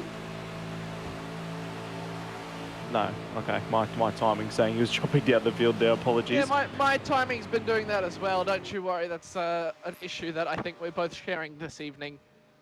As we see Stead Miller coming out of the pit lane. No, he's driving into pit lane. Oh, he's driving into pit lane, apologies. And that's his second pit stop, so I wonder if he got a penalty. So Stephen Martin has gotten around Mr. Wall. So obviously Brad not living up to his name. So Greg Johnson and Stead both had to go through the pit lane again. That's quite interesting. Maybe they didn't take enough fuel, or they've been issued a slowdown, I reckon. And just after the pit stops, they might have also had a speeding pit lane or something as well. So I think that's what it probably would have been. As here goes Blake Delaney around the outside of Jamie Dyke. He's going to clutch up and fuel save a little bit more. Have these two actually entered the pits yet?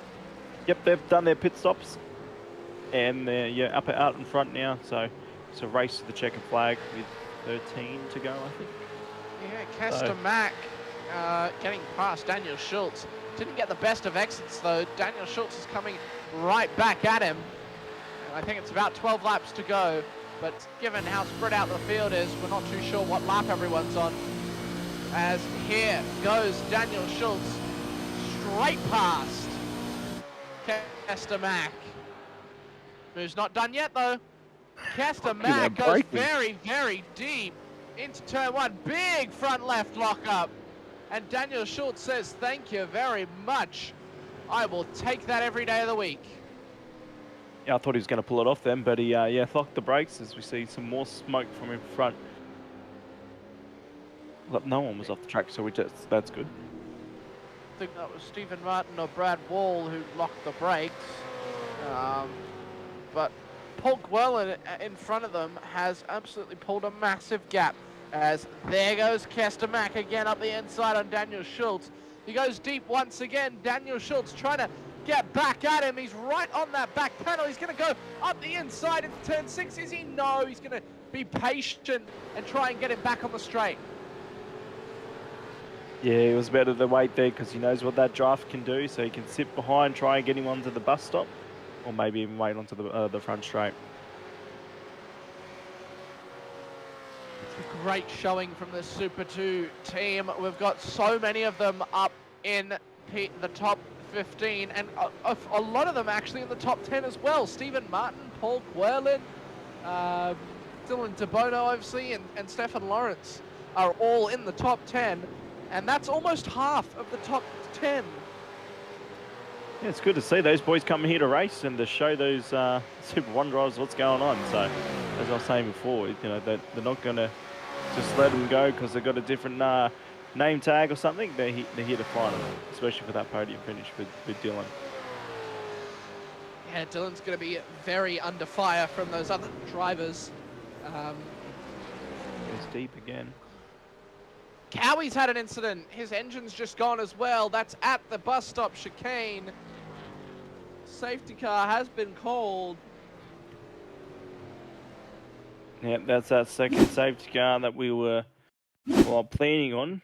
It's definitely going to bunch the field up, and just a bit unfortunate again, Cowie having an incident. And see the replay come up.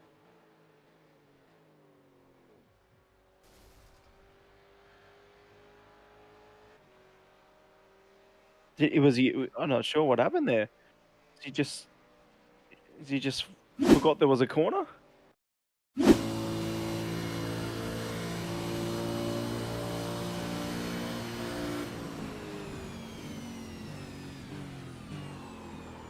We're on board now.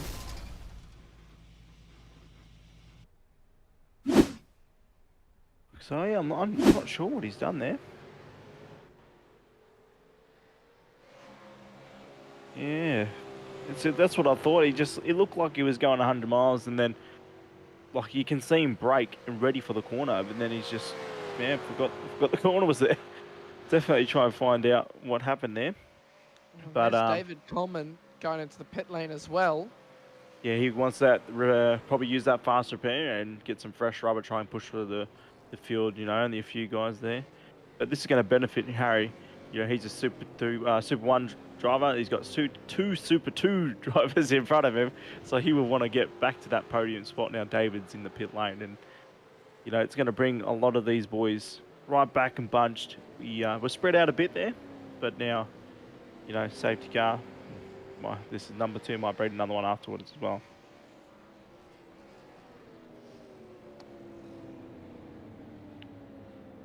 Got 10 laps to go as well. 10 laps. So we're going to probably go green in 2 more laps, and there'll be an 8-lap dash home. So the safety car just at the moment, just hearing them over the radio, letting some of those back markers through, get their laps back.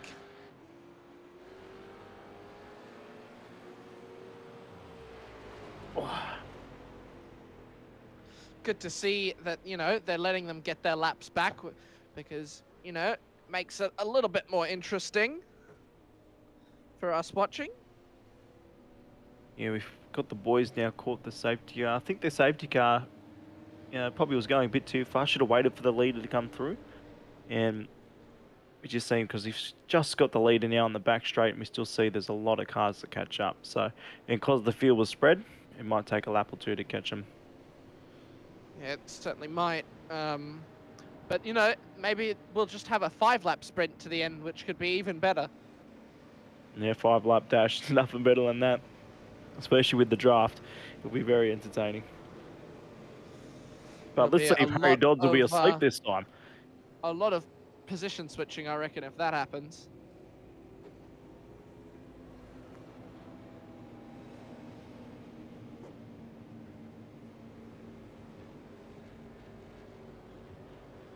Blake Delaney doing the fastest lap, Tyson. Yeah, as we see it on screen there, guys, is he's done a 144. Is it 0.7? 144.117. So that's bloody quick. That's quality time. Yeah, and that's just working with your teammate, pushing, not fighting. The fight's not till the back end of the race, and you got to get to the back end of the race, fight for a win, and I think that's what these boys are doing. Well, they're doing it well, that's for sure. Doing a absolutely stellar job of maintaining that fishy 1-2 podium. And David's gone down to P11 after pitting as well, but he's definitely a car as well we're going to have to keep an eye on because he's going to be pushing through the field. He definitely got fresh tyres, and I think he's got a clean car. I might try and go check that out. He did have a little bit of damage, and I don't think he had damage before his first stop. So, yeah, he probably would have went and got a fast repair. Is Daytona, did Dylan just hit the wall? He may have. Might have to go back and look at that. I think I saw him hit the wall.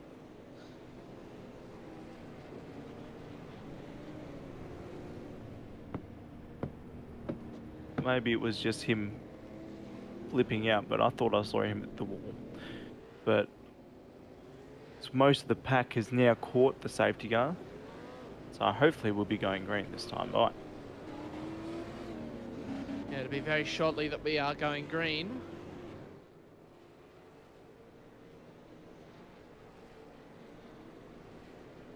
What have you thought of the race so far?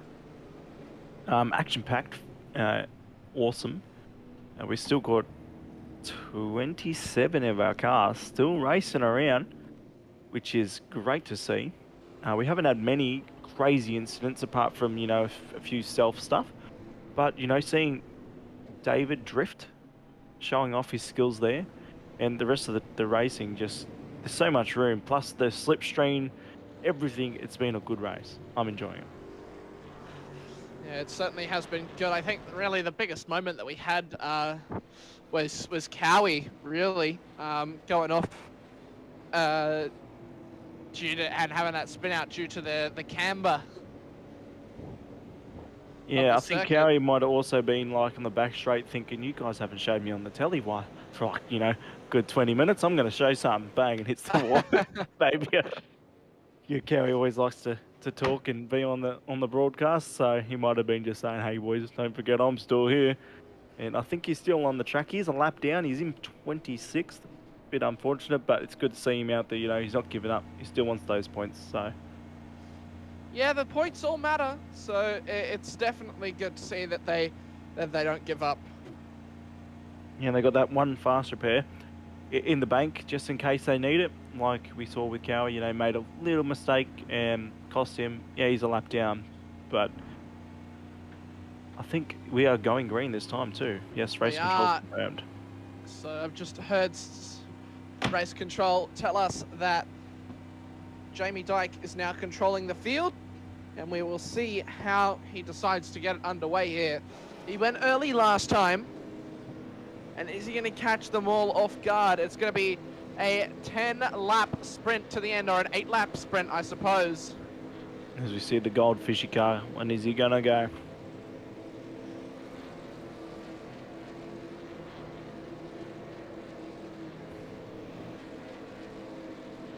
He's waiting.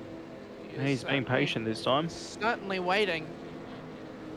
Make sure all the boys are sitting behind. He's given plenty of room there as well.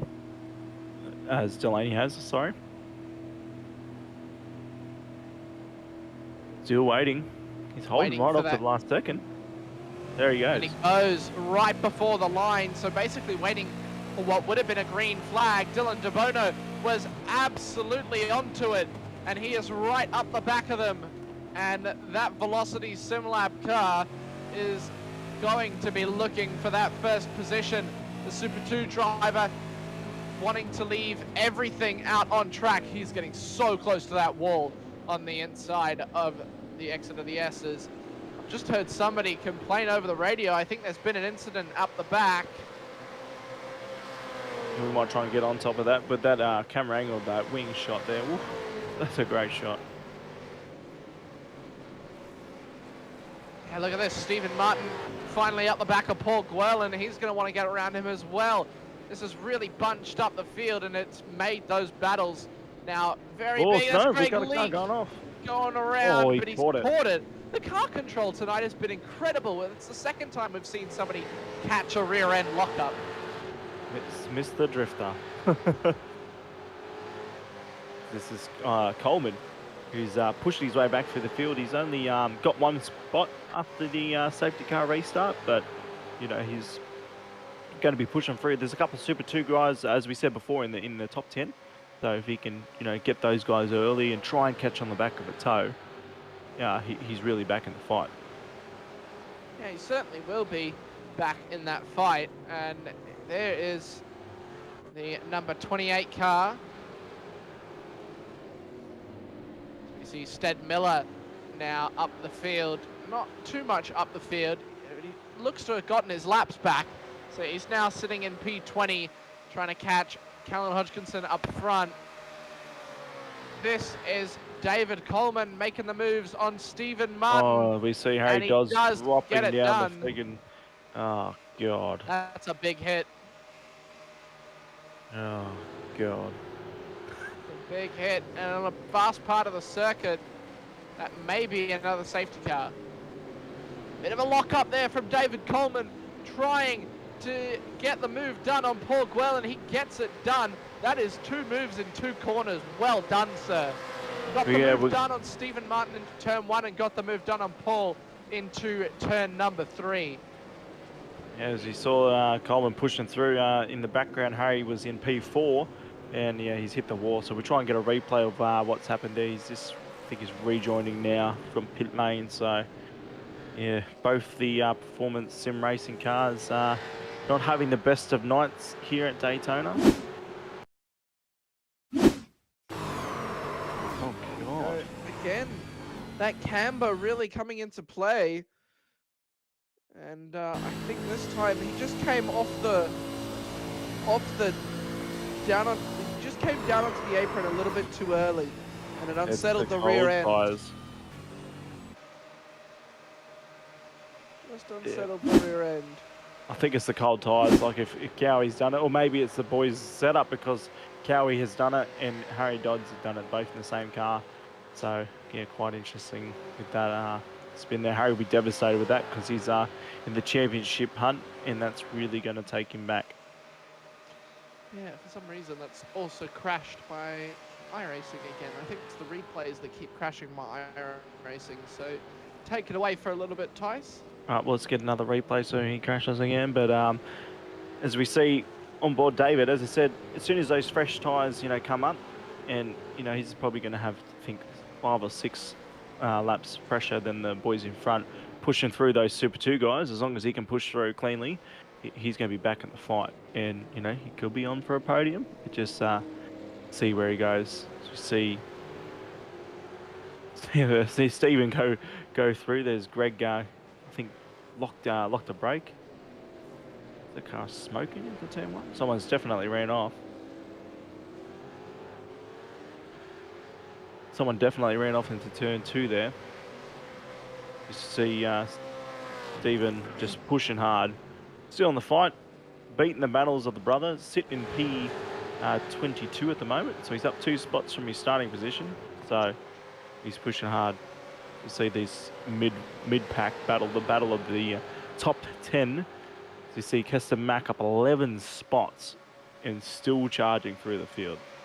So far, I reckon he's got to be the driver of the day because he's just having a good race.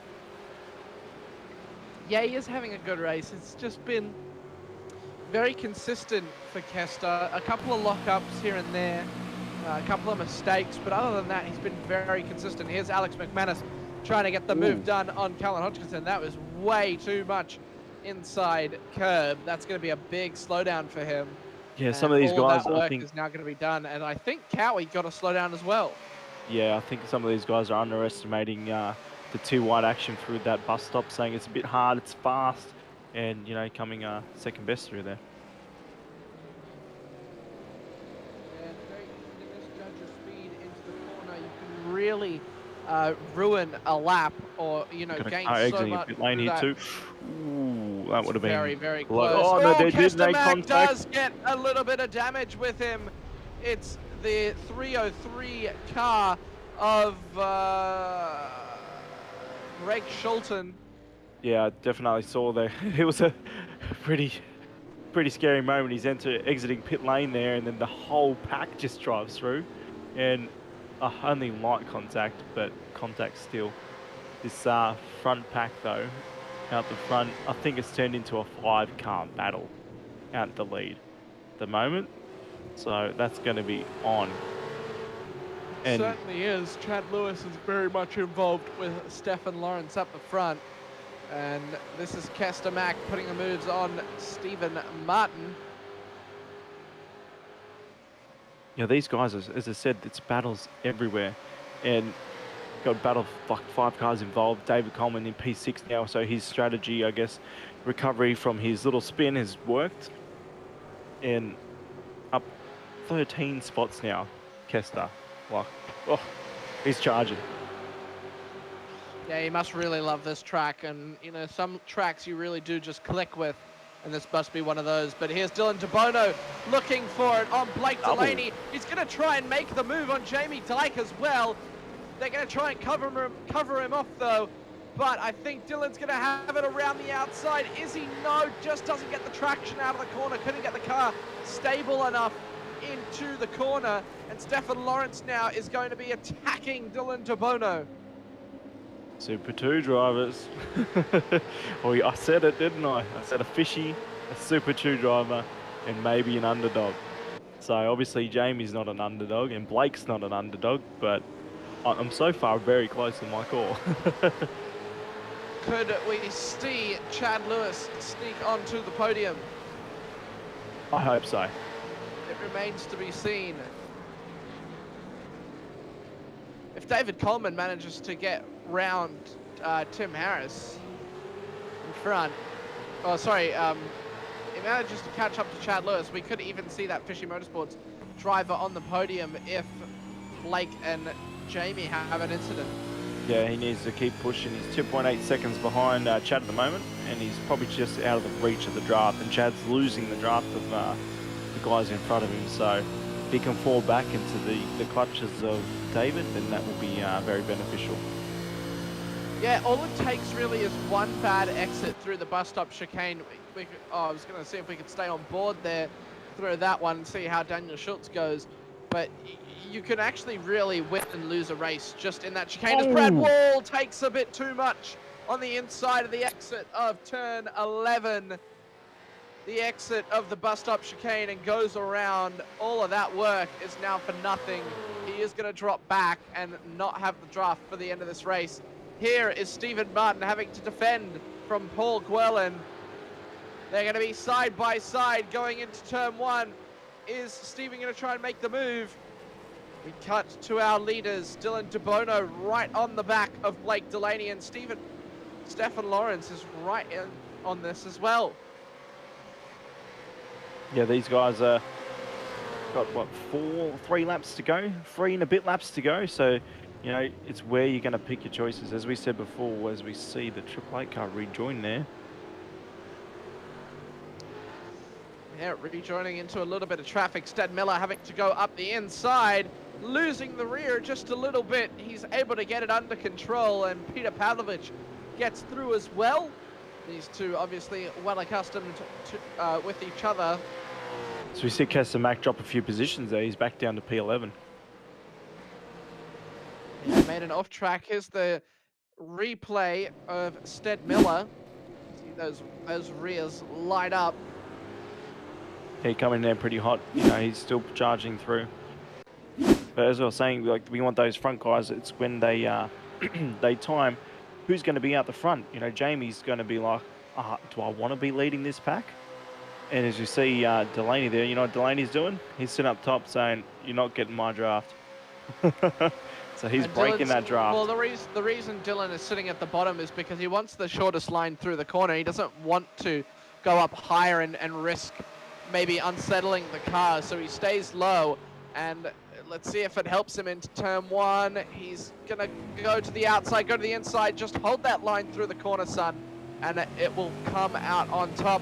There's 3 laps to go. It's getting good.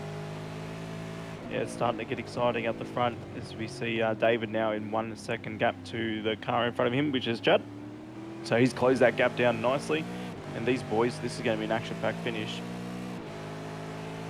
Well, they've been racing for about an hour now, about an hour and 5 minutes or so. So it is a bit of an endurance race here on the V8 Super Show, and it has been a Super Show this evening. 27 drivers started, and pretty much all have finished. As we see, Alex McManus now in pit lane, so he's probably our first retiree from the race. Yeah, maybe. Obviously, there's about 2 laps to go. So we have got no more safety car. So yeah, that actually may be the first retirement. And these boys are just going to push hard to the finish. This battle for third, first, second, like, I can't call it because the draft's just too powerful. Who's going to be patient? And by the looks of it, they're just going to sit there and wait. And if DeBono wants to win, I think he's got to get past Delaney. I think he's got to get past anyone at this point. It doesn't matter where he puts the car. He's got to make a move. And is Stefan going to be able to sneak through and steal that podium from him? He really might be able to. Well, they might even be able to work together, like the Super 2 work together to bump draft each other maybe and push each other past. But they seem like, nope, I want third, I ain't helping you. He certainly doesn't want to. Dylan's going to be going up the inside. A little lock-up pushes Blake wide, who also locks up. Stefan Lawrence, caught a bit of grass on the inside, trying to get underneath. And Blake puts that car in a perfect position to defend. Yep, he's as they are right on top of each other. Parking it in the middle of the corner, slowing the exits of other cars, and guess who's just helping? Jamie's just pulling a gap, and it's helping him very much out front with a 1/8 gap now. Here's David Coleman on Chad Lewis. So he has Taking caught that him. wide line through the corner, and it can really maximize the exit. It's not a long run down into turn 6. Yeah, he's Can help definitely you on caught the him now. exit. What color is He's that? got a on that slow Fisher exit as Motorsport well. car? Is that an orange or is it green? It looks orange. All right, I'll take your word for it. Like a clay orange, I guess. Yeah, yeah. And I think Coleman's going to get him because Coleman's, yep, he's just gone past this side by side now. Well, Is they're he gonna still hold it side down the by side. outside? Chad Lewis braking very late into the bus stop chicane. Won't have the exit speed that David Coleman will have. He's going to bump draft him just a little bit. I think David had to jump on the brakes a little bit as they come around the final corners. This will be going to white flag across the line. Will go to the leaders. David Coleman goes to the high line. He gets the move done on Chad Lewis coming across for the white flag. Is he going to be able to keep P5? We're going to have to wait and see. This battle up the front is spicing up. Stefan Lawrence is dropping back by a substantial amount. I think he locked up into turn 1. And we'll see, can Dylan DeBono pull off a win here? Yeah, this is going to be an intense last lap. I think that the Fishy boys have kind of got a method with running high and one low and the toe breaking it. So it'll be interesting to see if Dylan follows Delaney this time. Or is Delaney going, nah, Jamie, I'm sorry, I'm coming for you. But if they have a battle, the door is wide open for DeBono because we see Stefan behind. He's just a bit too far away now from this battle. So it needs to be something in front of him.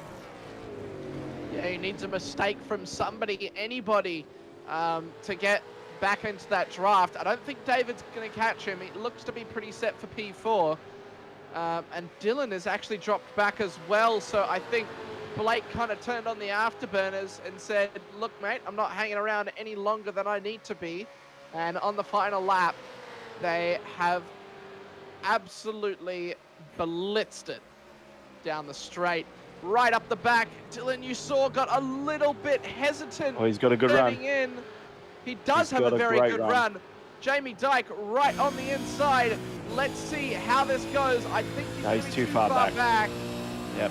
So it's going to be a battle for the P1. I think. P1-2. Is Jamie Dyke going to give Blake Delaney the win? Nope. They cut it off. It's going to be a photo finish. Blake Delaney, I think, is going to get it. Side by side across the line. A fishy 1-2. And Dylan DeBono, the Super 2 driver, takes home P3. A great showing and a definite performance worthy of promotion. Stefan Lawrence comes home for P4. Another promotion worthy performance. David Coleman, Chad Lewis, Tim Harris, Paul Gwell, Stephen Martin, Daniel Schultz, all P8, 9, and 10. A great job from them. Kester Mack was P11. Brad Wall finished P12.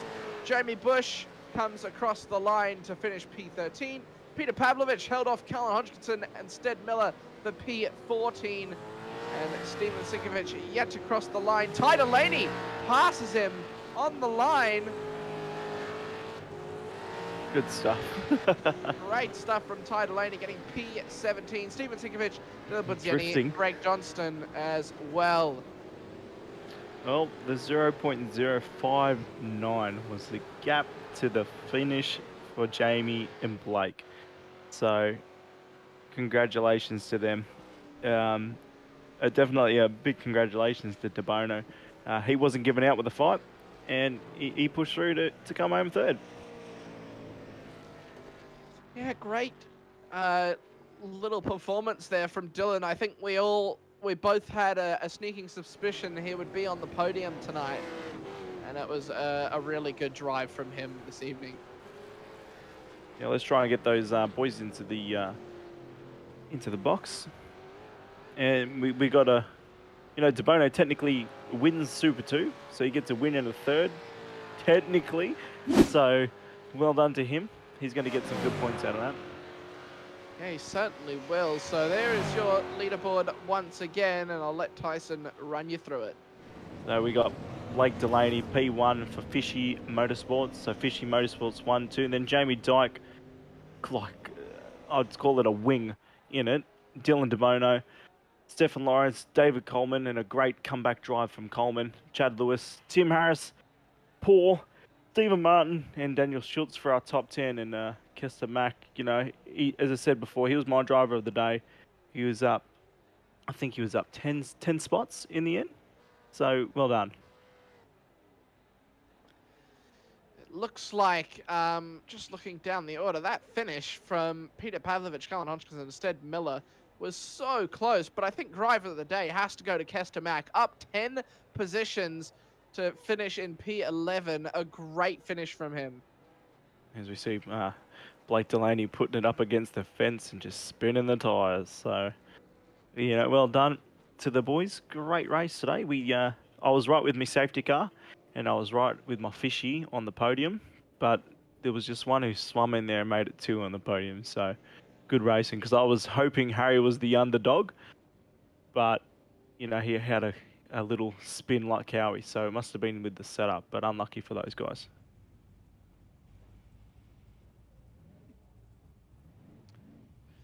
Just getting these boys into the broadcast. They should all know the drill by now, but we'll see what we can do. Mike Delaney. We're just trying to get them in the chat, so bear with us a second. But as we can see, you know, the burnouts of Blake celebrating. It was a good race. We called it. It was going to be who wanted to get out of the bus stop last. Blake also timed his run quite well to not give the draft to Dylan behind. So I'm definitely going to ask him if that was intentional. What was he doing there? And yeah, it was definitely a good finish.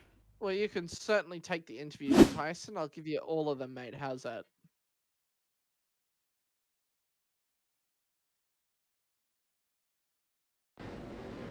Alrighty. Doesn't look like they're actually wanting to jump in. Well, here's DeBono, so we'll grab DeBono. Dylan DeBono, mate. P3 and technically P1 in your Super 2 race. Mate, what a drive. Are you sure you're in Super 2? Yeah, mate. Yep, definitely showed at the end there. Just ran out of talent at the end, I think. Yeah, with a slight mistake on the entry to the bus stop, and it compromised your exit, didn't it? Yeah, definitely. And also didn't really have a teammate to work with either. So that didn't help either. But other than that, it was a pretty good race, to be honest.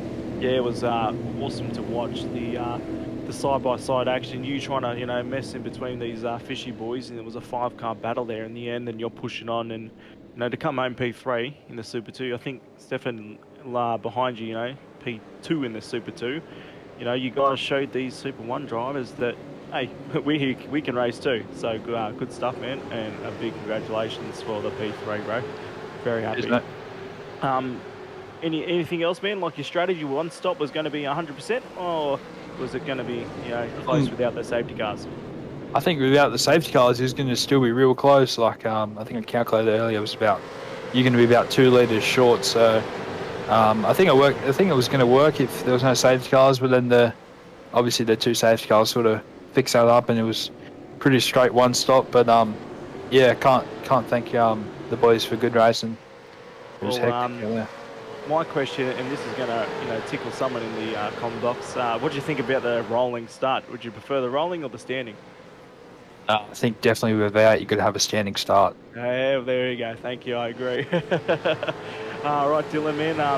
Again, big congratulations on your P3. Just chance, bro, give your sponsors a shout out and show them why you're, you know, winning these races, man. Yeah. Firstly, big thanks to Velocity Sim Labs. They've obviously been hooking the setups pretty well. Petter's brake suspension, original digital designs, JS Sim Shots, and yeah, just all the boys back at Velocity for giving a hand during the week. Yeah, excellent, bro. Well done again, and you're fighting back in that championship. So, I know you missed a few rounds. You know, a couple of wins definitely going to push you back up to the top. So, again, big congrats. Cheers, mate. As we'll grab, I think Blake Delaney's now in the green room, so we'll grab him up as well. So, Blake, P1, only just by, I'd say, a wheel, but P1 nonetheless. You timed your draft and your exit quite well. So, yeah, very well done. Yeah, cheers, mate. We probably practiced that earlier in the race. It worked out well. Just making sure we got, we held off Dylan and we ended up with a 1-2 regardless of who won. Yeah, I saw the tactic of you running the high line and, keeping Jamie on the bottom. Was that a communication from you both? Oh, we were in different Discords because I was just trying to help the young fella. We could talk to each other during like the safety car, but that was it. It was just keep it out high because the further away Jamie was on the bottom, the less draft Dylan would have. So, yep. Yeah. Okay, so you didn't want him to get the double slingshot and zoom past you? Well, about 4 laps prior, before I started doing that, he was getting a slingshot and we were having none of that. Well, at the end, it was a good strategy from yourself. You wanted to protect your strategy for getting the win, and it seemed to work as you got the, the slingshot in the end. But yeah, Ty as well. Big shout out to him. He had a good race, up 9 spots, and if you were sitting there coaching him along, well, yeah, he did a good job for that too, man. So big congratulations. Nice burnouts at the end. Cheers, mate. Yeah, thank you. I think I'm just lucky that I took a couple of less clicks on the wing than Jamie. I reckon he would have had me otherwise. Okay. Ooh, so you did a bit difference on the strategy and the setup too, which is, good to see. But I've got a question, and I'm going to ask, or Jamie can answer it too. And I'm doing it intentionally. What do you think at the start, rolling or standing? Standing. Yeah. Yeah, I was the same. I think standing would have been action-packed and awesome. It was still great action to turn 1, but it's a supercar. Do you guys think that the rolling start was, well, a standing start would have been just as safe? It doesn't matter if what's safe. I mean, these boys are learning this car, and in all the officials and all other forms of racing, it's a standing start. What better way to practice race starts than in a league that, is helping teach drivers? Not on banking, though. No, it's still the same. Ride the clutch more. It doesn't matter. It's a chance for the boys to learn. Yep, and if you put your throttle down, it's just going to spin your wheels, and when your wheels spin, they go straight up. But if you can ride the clutch nice, get a smooth, medium, slow start, you're going to probably be going out the best. But, yeah, I agreed. But apart from that, I reckon it was an action-packed race. So I know you both got the same sponsor, so I'll move over to you, Jamie. From your race, bro, give me a lowdown. I feel a bit hard done by, to be honest. But that's racing, I guess. Yeah, hard racing, especially with your teammate, and that's sitting there waiting for that bust off the slipstream. I called it, and I think Dono said the same thing. It's going to be who gets that bus stop run and who's going to time themselves to get the draft. Being in front, I was never going to win at the line. It's the tactic that Blake was using. Yeah, it is what it is. But it's good to see, you're teammates, but you still want to battle and have great racing out there. And, from our point of view, I loved it. It was great racing to see. Unlucky Jamie, you still P2 and a podium. And, a 1-2 finish, still got to put a smile on your face, especially with that goldfishy on the side. Yeah. All right, well, which one of you guys want to give the team? I'm going to say Blake, since you're the P1 finisher, give those sponsors a shout out, brother. Yeah, so big shout out obviously to Jamie. That was an awesome race. It was he's unlucky being at the front at the end of Daytona and or Indy or any of those, but I suppose, like I said, the priority was to make sure that we ended up 1-2 and making sure that Dylan didn't get a good exit out of turn 1 on the last lap, and then basically we could go for glory, the both of us. So it was good. West End Mazda, big shout out to those guys: Parramatta Peugeot Professional, Parramatta Sea Great Wall and Haval, West End Mazda, Parramatta, Parramatta Isuzu Ute, Relax Marine and Game Fishing, Black Wolf Graphics, DC Shades, and Precision Sim Training. Thanks to Josh Thomas for the setups and the coaching for the guys during the week. There was a few of the guys that wanted a bit of a hand, and Joshy stepped in during the week to help out. Excellent. Again, boys, a big congratulations to all our podium finishers. Blake Delaney, P1, Jamie Dyke, P2, and Dylan DeBono, our Super 2 winner, and a podium finish overall. So, congratulations. What a great race we had. I won't be here next week. You will just stuck with Dunno, maybe a surprise guest. But again, what a great night tonight. And we'll see you all next week. Have a good one, guys.